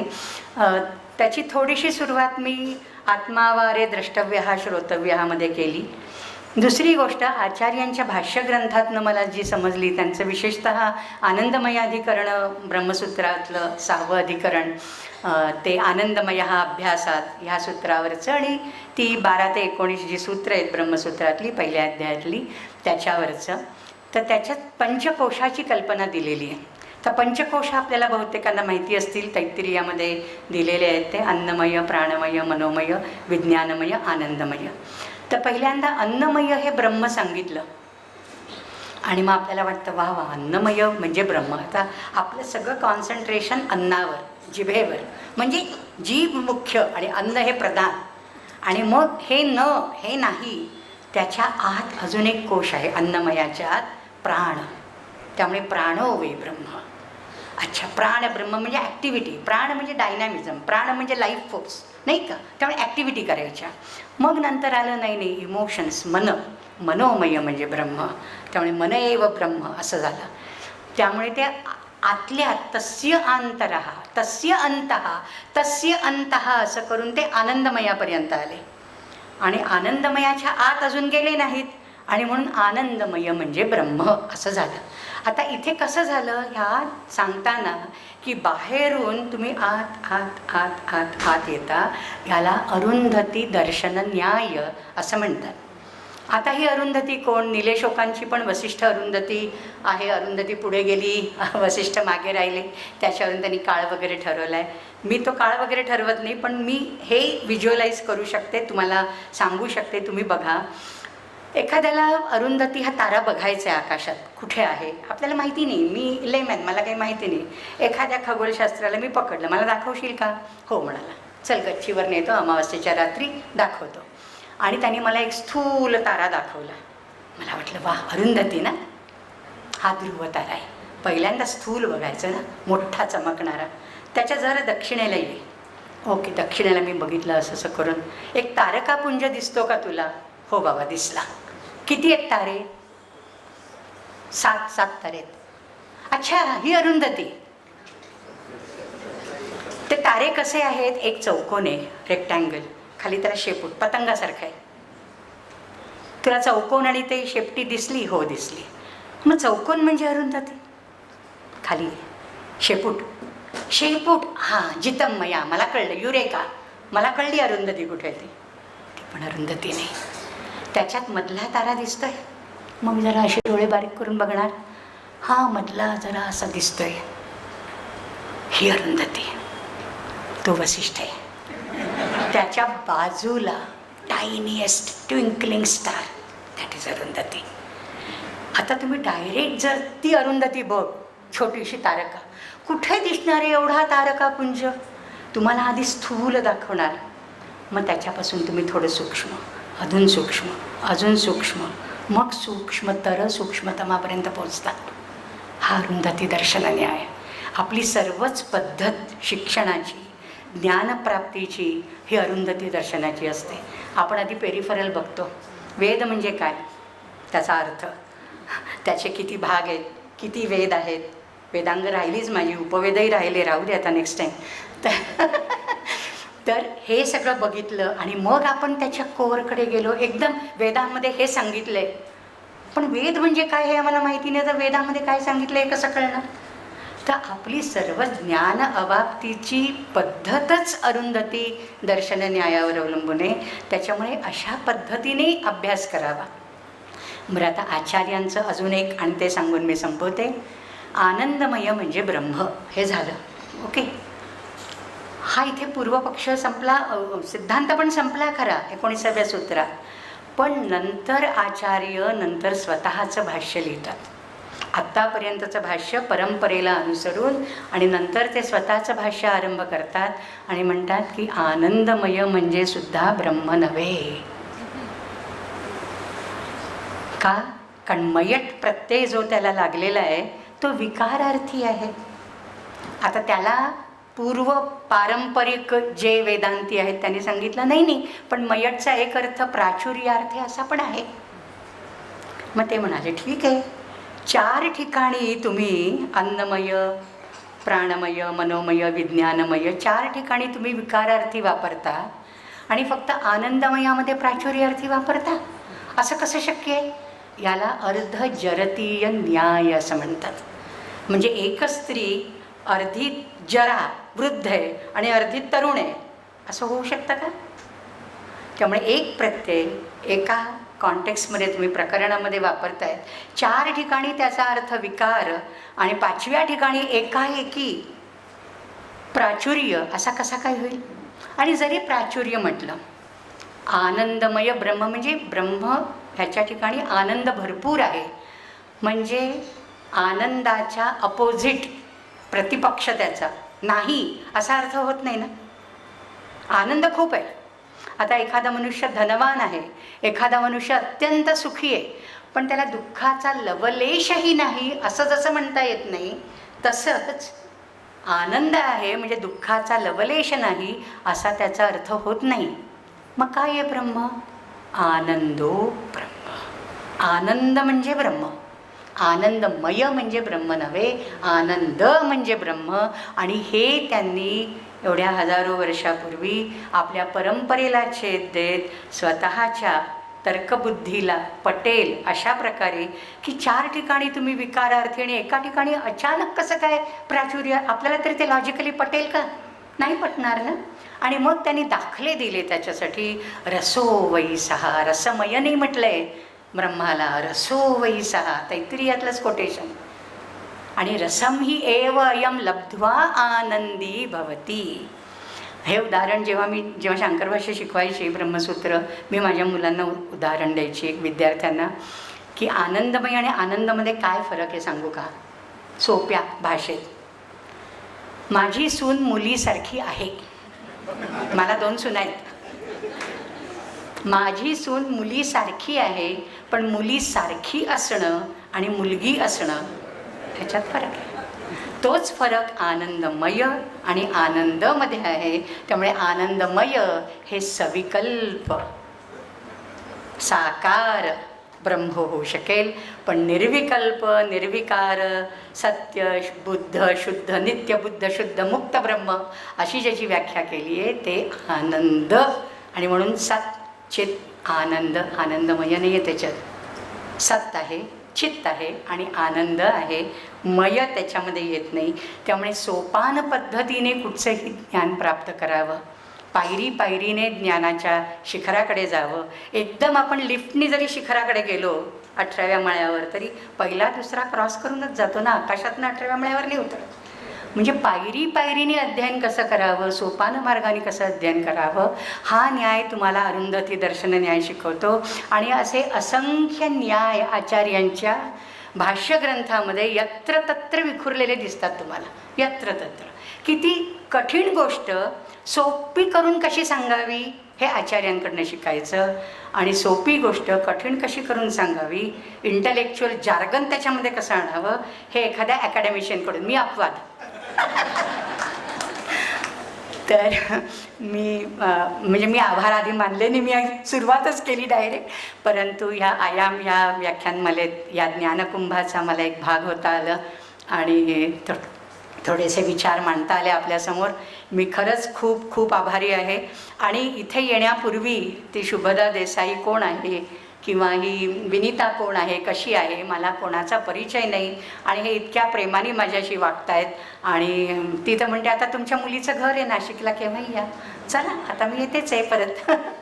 तर सर्वांचे मनःपूर्वक आभार आणि तुम्हा सर्व श्रोत्यांचे खूप खूप आभार.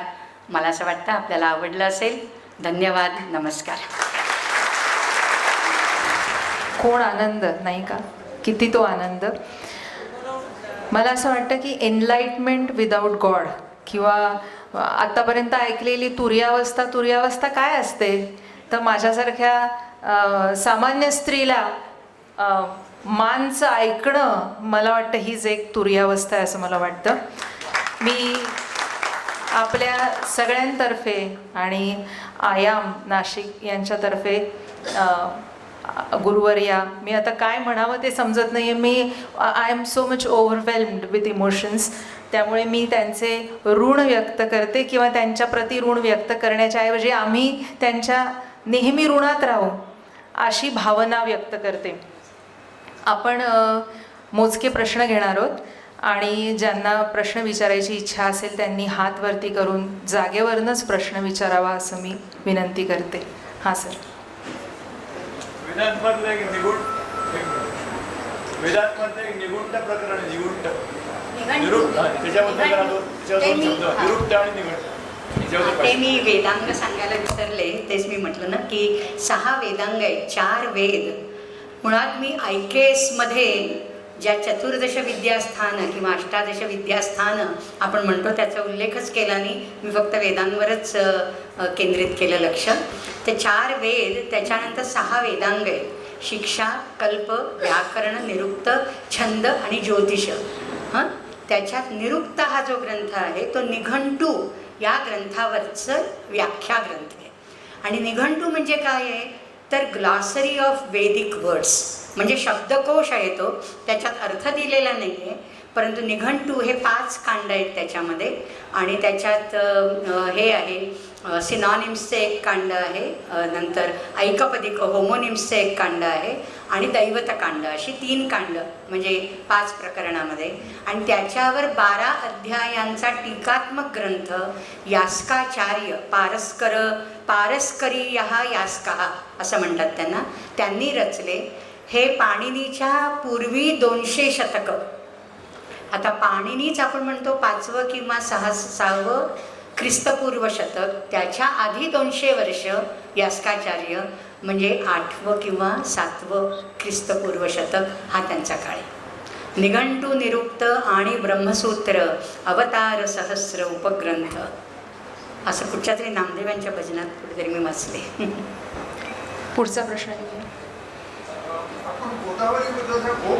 अरे हो, गोदावरी सांगायची राहिली माझं असं. आपण गणपती आपण अशी म्हणत असतात तो ज्ञानमय विज्ञानमय असे म्हणतो, तिथे ज्ञानमय विज्ञानमय येतो. हां, ज्ञान आणि विज्ञानातला फरक. तर ज्ञान आणि विज्ञानातला फरक आधी सांगते. ज्ञान म्हणजे प्युअर अँड सिम्पल ज्ञान, विज्ञान म्हणजे विशिष्ट ज्ञान. आता त्याच्यातही संस्कृतची गंमत अशी आहे की वि हा जो उपसर्ग आहे त्याचे विविध अर्थ आहेत. वि हा एक विविध हा पण वि उपसर्गाचा अर्थ आहे. विशिष्ट हा एक अर्थ आहे आणि विरुद्ध हा पण एक अर्थ आहे. तर विशिष्ट ज्ञान म्हणजे एखाद्या ज्ञानात खोल जाणं, म्हणजे ते ज्ञान हे प्रायोजित करणं किंवा उपयोजित करणं, विथ प्रॅक्टिकल डेमॉन्स्ट्रेट करणं, हे म्हणजे विज्ञान आहे. म्हणजे कसं लायब्ररी टू लॅबोरेटरी हे ज्ञान टू विज्ञानाचा प्रवास आहे. ओके, मला वाटतं समजलं असेल. आणि गोदावरी मी सांगायची विसरले, गोमती महात्म्य ब्रह्मपुराणामध्ये आहे. हे गोमती महात्म्य ठेवलं का? पण नाही, त्या शुभदा देसाई बोलल्या का त्यांच्याशी? अरुणचंद्र पाठकांशी त्यांचं पुस्तक आहे ते ना अवेलेबल नाही आहे ॲक्च्युली त्यांच्याकडे. हो का? आम्ही बरं. विचारलं होतं हां, पण हां. ते अवेलेबल नाही म्हणाले. तर ती गोमती ही आंध्रामध्ये पण जाते बरोबर, गोदावरी. तर गोदावरी त्याची फोड करा निरुक्ताप्रमाणे.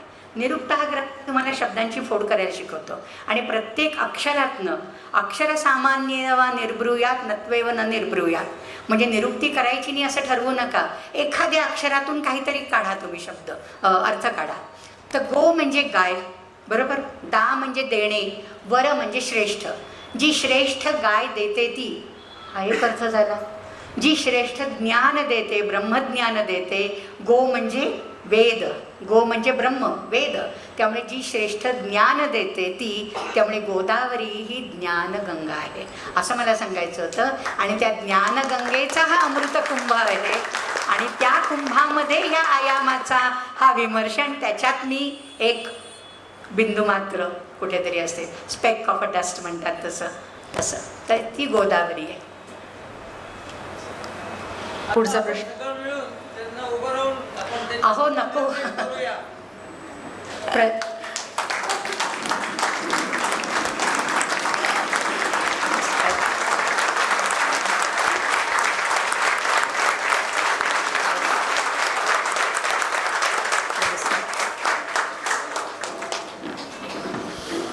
मला वाटतं आपल्या सगळ्यांच्या ब्रेनमध्ये, मेंदूमध्ये अत्यंत मोठ्या प्रमाणात आता डोपामाइन, एंडॉर्फिन्स असे हॅपी हॉर्मोन्स आलेले आहेत. त्यामुळे 1.5 तासापासून आपण मोबाईल बघितला नाही आहे असं जर युवा पिढीला आपण दिलं आणि त्यांना इथे ऐकायला बोलवलं तर पार्किन्सन, इन्सोमनिया हे सगळे आजार कुठच्या कुठे पळून जातील. त्यामुळे मला आत्ता असं वाटलं की याचं ॲप्लिकेशन काय आहे, म्हणजे implementation of this is what. तर असं करायला पाहिजे आणि उत्तरोत्तर तुम्ही आम्हाला या पद्धतीने सांगायला या, आम्ही ऐकू आणि अनेक लोकांना ऐकायला बोलवू असं मला वाटतं. पुढचा प्रश्न घेऊया.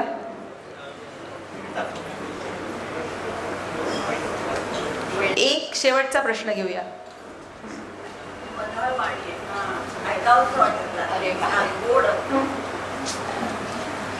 सर तुमचा शेवटचा घेऊया.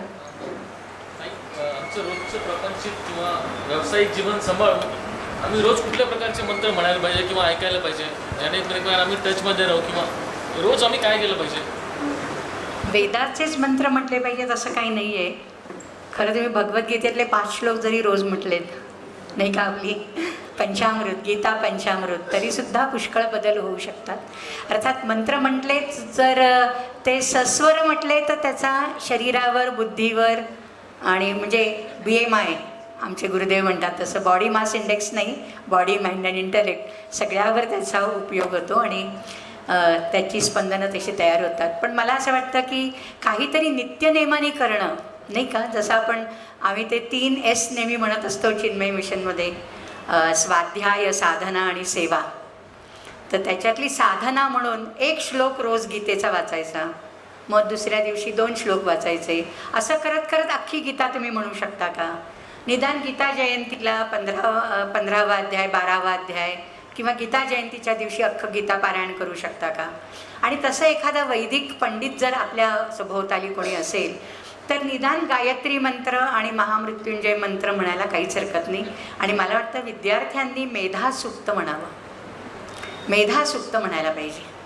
खरंच त्यांची प्रज्ञा म्हणजे इंटलेक्ट शार्पन व्हायला, मयी मेधा मयी प्रजाम, इतकं सुंदर वाटतं ते. त्याला एक रिदम आहे, एक लय आहे आणि खरोखरीच म्हणजे असं तासल्यासारखं होतं ते तासल्यासारखं हो. त्याच्यावर एक गोष्ट होती, जाऊ दे आता. नाही इथे मला वाटतं सभागृह बंद करायची वेळ येईल. आपलंच सभागृह नाही सांगा ना, मग अर्धवट राहील, आम्हाला पूर्णत्वाची भावना नाही मिळणार. वेदामध्ये सरण्यू हे आता मी मगाशी म्हटलं, सरण्यू हिचं पण सूक्त आहे. सरती इथे सरण्यू, तर ती सूर्यपत्नी आहे, तिला संज्ञा असं म्हटलेलं आहे. तर झालं काय की संज्ञा ही त्वष्ट्याची मुलगी, त्वष्टा म्हणजे कार्पेंटर आपल्या भाषेत, बरोबर, त्वष्टा कार्पेंटर. तर ती त्याची मुलगी संज्ञा ही सूर्याकडे राहत होती, म्हणजे तिचं लग्नच झालं होतं. आणि मग नंतर तिला काही त्याचं तेज सहन होईना. मग तिने काय केलं, आपली छाया निर्माण केली, प्रतिकृती, डमी, आणि छायेला ठेवलं पत्नी म्हणून, आणि ती वडिलांच्याकडे निघून गेली. सूर्याला पत्ताही नाही लागला, ही आपली बायको नाही आहे, हे पत्ताही नाही लागला. मग तिच्यापासून परत त्याला मुलं झाली, म्हणजे संज्ञेपासून आधी वैवस्वत मनू झाला, हिच्यापासून चाक्षुष मनू झाला, नंतर यम आहे, शनी आहे, हे सगळी मुलं निर्माण झाली.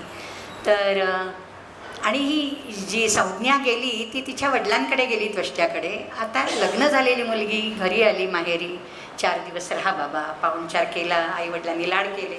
5व्या दिवशी विचारलं, कधी जाणार आहेस? ती म्हणाली, मी जाणारच नाही आहे, मी आता इथेच राहणार आहे. तर ती म्हणाली, असं नाही चालत, लग्न झालं तुझं तर तुला तिथं जायला पाहिजे. मग तिला आता तिथे तर जायचं नाही, कारण त्याचं तेज सहन होईना. मग तिने काय केलं की एका घोडीचं रूप घेतलं, मेर, आणि ती कुरुपांचार देशामध्ये ती विहार करत होती. आणि इथे काय झालं की छाया म्हणजे ती शॅडो तिची संज्ञाची, तिलाही मुलं झाली. आणि मग तिचा मुलगा शनी आणि संज्ञेचा मुलगा यमी, हे जुळे भावंड. यमी म्हणजे यमुना नदी, हां, ती सूर्यपुत्री आहे ना, सूर्यपुत्री आहे. तर यमी हे जुळं आणि वैवस्वत मनू ही 3 संज्ञेची मुलं होती. हिला शनी झाला, आणि मग त्या शनीचं आणि ह्याचं भांडण झालं. मुलांची भांडणं होतात, त्या भांडणामध्ये गेले आईकडे भांडणं सोडवायला. तर तिने त्या यमाला शाप दिला, छायाने यमाला शाप दिला. मग तो यम रडत रडत वडिलांकडे गेला. ह्या सगळ्या गोष्टी येतात. ब्रह्मवैवर्त पुराणामध्ये आहे ते, मग ब्राह्मण वगैरे अशी गोष्ट येते त्याच्यामध्ये, आणि कशात ते, आणि कुठच्या तरी पुराणात आहे. तर वडिलांनी विचार, आई शाप देईल ना मुलाला, कुपुत्रो जायेत क्वचिदपि कुमाता न भवती, असं आचार्यांनी सांगितलं. नंतर सांगितलं, परंतु आई मुलाला शापेल असं काही संभवत नाही ना. तर त्यांनी नंतर ज्ञानाने पाहिलं, विचार केला, आणि त्यांना कळलं की अरे ही तर त्याची आई नाहीच आहे, सावत्र आई आहे, म्हणून तिने शापलं त्याला. आणि मग ते म्हणाले की ते त्यांची भांडण त्यांनी सोडवली, पण मग आपली बायको कुठे गेली तिचा शोध घ्यायला पाहिजे ना मूळ. तर ते गेले त्वष्ट्याकडे.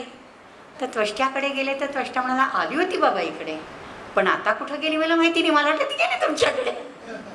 काही फोन बिन नाही ना, किंवा पोचले, आता कुठे आलीस, ट्रेन मिळाली का, काही भानगड नाही, त्यामुळे कळलं नाही. तर मग आता त्यांनी बघितलं की नाही, ही घोडीच्या रूपामध्ये विहार करते.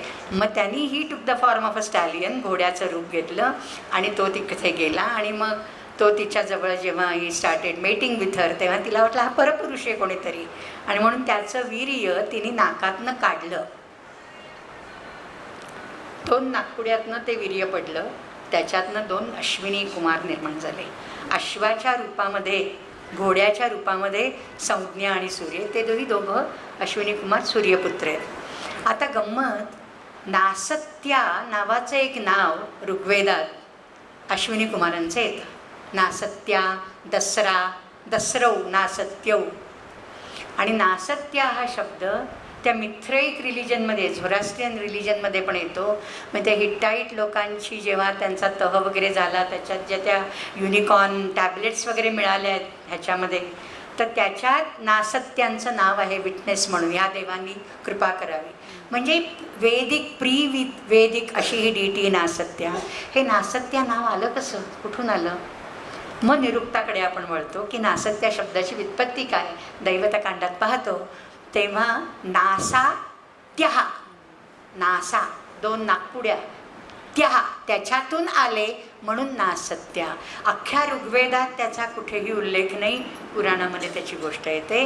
आणि मग नंतर दुसरी व्युत्पत्ती यास्काचार्य देतात, न असत्यौ नासत्यौ, जे कधी असत्य बोलत नाहीत आणि ज्यांनी सांगितलेलं कधी असत्य ठरत नाही, अश्विनी कुमार म्हणजे देवांचे देवभिषक नाही का, देवांचे वैद्य.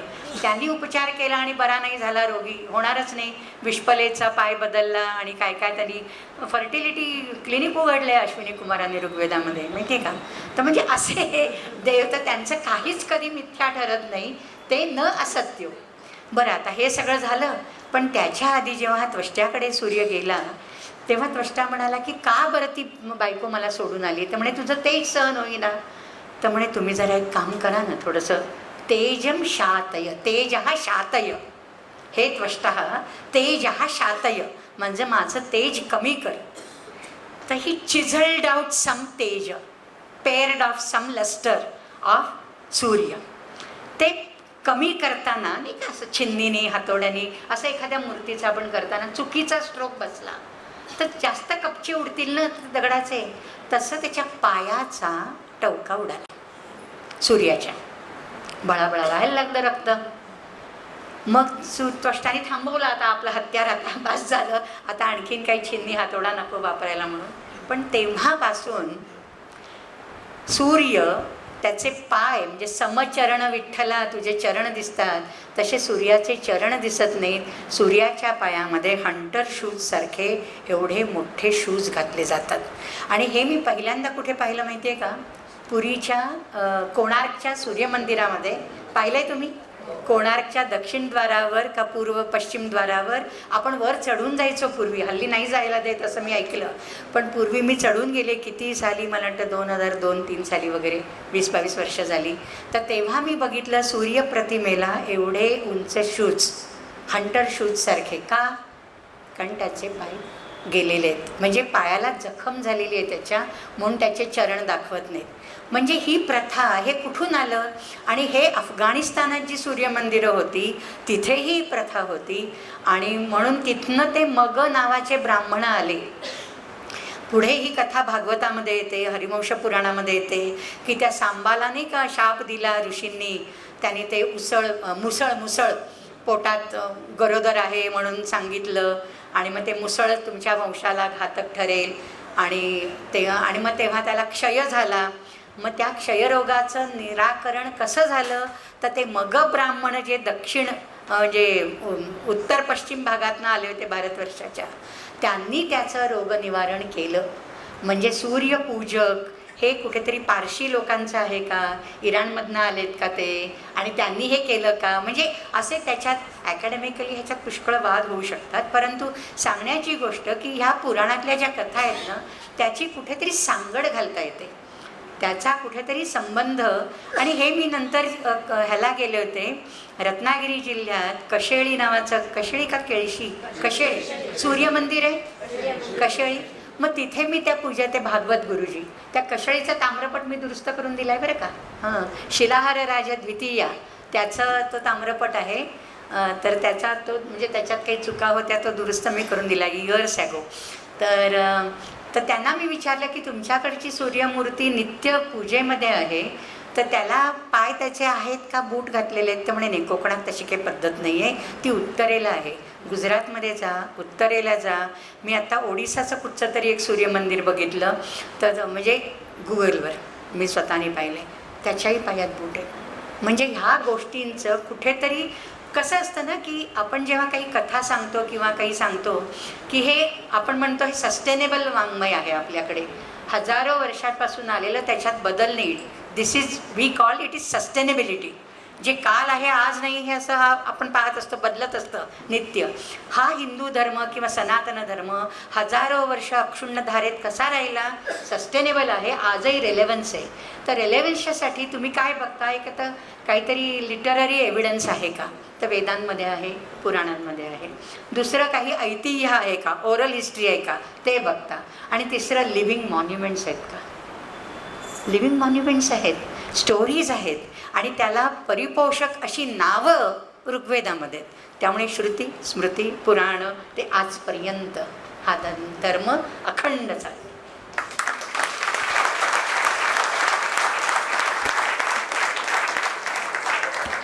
यातून बूट्सची संकल्पना तिथून आलेली दिसते आणि मुलतानी मातीसुद्धा मला वाटतं मुलतानहून मग ब्राह्मणांनी आणलेलं औषध आहे असं मला वाटतं. हाय हिल शूज आहेत, हाय High हिल heel शूज आहेत shoes. आपल्या स्कल्पचर्समध्ये. खरंय, बूट्स अजिबात संपू नये असं वाटतंय, पण कुठेतरी थांबायला लागेल. मी आयामचे मुख्य स्तंभांपैकी एक स्तंभ मिलिंददादा कुलकर्णी यांना विनंती करते की त्यांनी आभार प्रदर्शन व्यक्त करावं. एक प्रश्न छोट्याशा बाळाचा. ॲक्च्युली म्हणजे आम्ही कार्टून बघतो ना खूप सारे, तर त्याच्यात ना वेद त्यांची घेऊन येतात आणि त्याच्यात ते सांगतात गणेशांना की तुम्ही माझ्यासोबत या आणि वेद लिहा. आणि तुम्ही आता सांगितलं की ते वेदांच्या 4 शिष्यांनी सांगितलेले, तर मग त्याच्यात गणपती. नेमकं गणेशाने लिहिलेले का ते 4 शिष्यांनी लिहिलेले? गणेशाने वेद नाही लिहिले, गणेशाने महाभारत लिहिलं बाळा. व्यासांनी सांगितलं आणि गणेशांनी लिहिलं आणि त्यांच्या त्या तुटक्या दातांनी लिहिलंय. लेखणी काय होती तर तुटका दात, एकदंत म्हणतो ना आपण त्यांना, नाही का, तर त्या दातांनी लिहिलं आणि त्याच्यात दोघांच्या अटी होत्या. गणेशाने काय सांगितलं की मी लिहित जाणार, पण माझं शॉर्टहँड आहे बाबा, मी पटापट लिहिणार, तर तुम्ही थांबता नाही का, मग तुम्ही थांबलं की मी थांबलो, मग मी चालतो. मग व्यास म्हणले ठीक आहे, मी तुला फास्ट डिक्टेट करीन, तू शॉर्टहँडमध्ये लिही, पण अर्थ समजल्याशिवाय लिहायचं नाही. आणि मग मध्ये त्यांनी महाभारतामध्ये प्रहेलिका, कोडी घातली, कूट प्रश्न घातले की जरा गणेशाला लिहिताना विचार करणं हे बरोबर आहे का. तोपर्यंत व्यासांचा पुढचा श्लोक तयार. म्हणजे दोघांच्या अटी मान्य झाल्या आणि गणेशाने लेखन लिहिलं. हे अगदी केदारला मी 4 धामला गेले होते आणि ते पुढे माना हे जे शेवटचं गाव, तिकडे जे ते शिल्प आहे त्या गुहेमध्ये की व्यास सांगतायत आणि गणेश लिहितायत ना. हां, सरस्वती, लुप्त सरस्वती तिथं दिसते, भीमशिला दिसते. किती सुंदर सुंदर ठिकाणं आहेत. आपण परदेशात जाऊ नये, आपण आपला देश पाहावा. खूप पाहण्यासारखं आहे. धन्यवाद. कुंभ पर्वामध्ये आपल्याकडे अमृत स्नान असतात. अमृताचे थेंब आपल्यावर नाशिकमध्ये पडले. आज या प्रेक्षागृहामध्ये जे सगळे प्रेक्षक उपस्थित आहे, आज त्यांना अमृत स्नानाचा आनंद ताईंच्या व्याख्यानाने झाला. केरळहून आल्या, प्रवास करत काल मुंबईत थांबले. आज दिवसभर मुंबईहून नाशिकला यायला 7 तास लागले त्यांना. It was some problem there, पण तरी उत्साहाने 2 तास उभं राहून त्यांनी व्याख्यान दिलं. ताई नमस्कार. आय एम नाशिक म्हणून आभार मानणार नाही, ऋणामध्ये नक्की राहू, कारण पुढे खूप काम आपल्याला बरोबर करायचं आहे. त्याच्यातल्या काही गोष्टी आपल्या बोलूनही झाल्या आहेत, पण परत एकदा मी मनापासून आभार व्यक्त करतो. आपले नाशिक महानगरपालिकेचे आयुक्त माननीय मनीषा खत्रीजी, ह्या एवढ्या त्यांच्या सध्या हे दोघंही आयुक्त इतके बिझी आहेत, कुंभमेळ्याची कामं चालू आहे, तरी पूर्ण वेळ उपस्थित राहिल्या. ज्या दिवशी त्यांना सांगितलं त्या दिवशी त्या म्हणे की मी पूर्ण वेळ येणार. मला माझ्या मुलांना आज ज्यांनी ते व्यासपीठावरून सांगितलं तेच त्यांनी त्या दिवशी सांगितलं मी पूर्ण वेळ येईल. मॅडम आपले मनापासून आभार. शेखर सिंगजींचा हा 4था कार्यक्रम माझ्या अंदाजे आयामबरोबरचा. गोदावरी संवादमध्ये 2 वेळा आपल्याबरोबर होते ते. त्यांचंही अतिशय व्यस्त वेळापत्रक की आज सुट्टी होती. मी सकाळी 10:30 वाजता त्यांच्या ऑफिसमध्ये गेलो तरी ते काम करत होते. इतकी व्यस्त माणसं ह्या विषयासाठी जेव्हा येतात आणि मनापासून आपले भाव व्यक्त करतात, त्यांना खरंच नाशिककरांतर्फे सॅल्यूट. आयाम तर आभारी आहेतच, ऋणी आहेत आपले, आणि आपण सगळे प्रेक्षक आपलेही मनापासून आभार. आपण ही व्याख्यानमाला दर महिन्याला एक ह्या व्याख्यानाप्रमाणे करणार आहोत. पुढच्या महिन्यामध्ये जुलै महिन्यामध्ये 16 जुलैला श्रीनंद बापट सरांचं उपनिषद ह्या विषयावर व्याख्यान होणार आहे. त्याच्यामुळे नोट द डेट आणि तुमची डायरीमध्ये लिहून ठेवा. 16 तारीख परत आपल्याला इथे यायचं आहे. 31 जुलै आहे, माफ करा, 31 जुलै आहे तारीख. 31 जुलैला आपल्याला इथेच यायचं आहे परत. हे सभागृह आहे. आपल्या सर्वांचे आभार. मीडिया, प्रिंट मीडिया सगळे आम्हाला सतत मदत करत असतात, त्यांचे मनापासून आभार. मी आता वंदे मातरमसाठी सगळ्यांनी आपण उभं राहायचं आहे. धनलक्ष्मी पटवर्धन संपूर्ण वंदे मातरम सादर करते.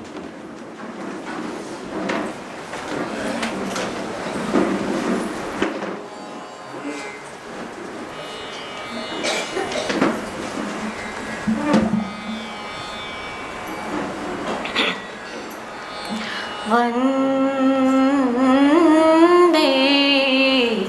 मातरं सुजलां सुफलां मलयज शीतलां सस्य श्यामलां मातरं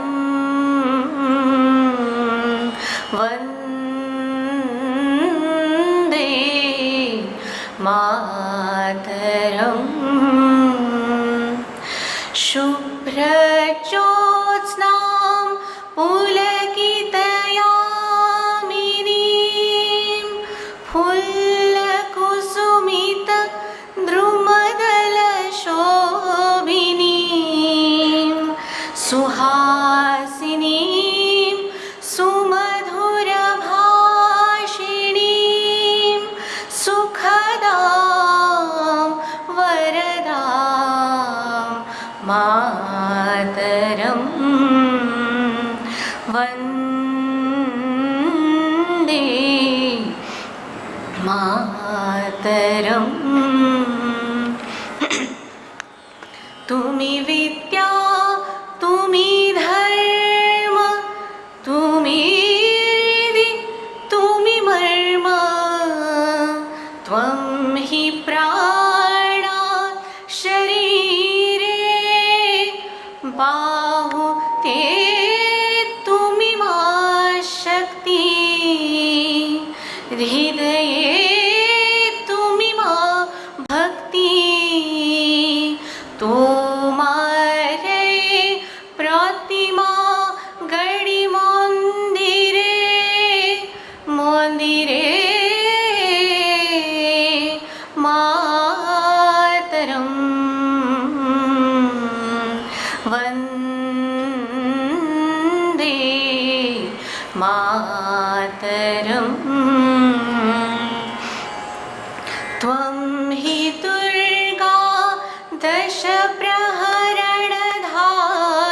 प्रहरणधारिणीं कमला कमलदल विहारिणीं वाणी विद्या दायिनीं नमामि त्वां नमामि कमलाम् अमलामतुलां सुजलां सुफलां मातरं वन्दे मातरं श्यामलां सरलां सुस्मितां भूषितां धरणिं भरणिं मातरं वन्दे मातरं वन्दे मातरं वन्दे मातरं। भारत माता की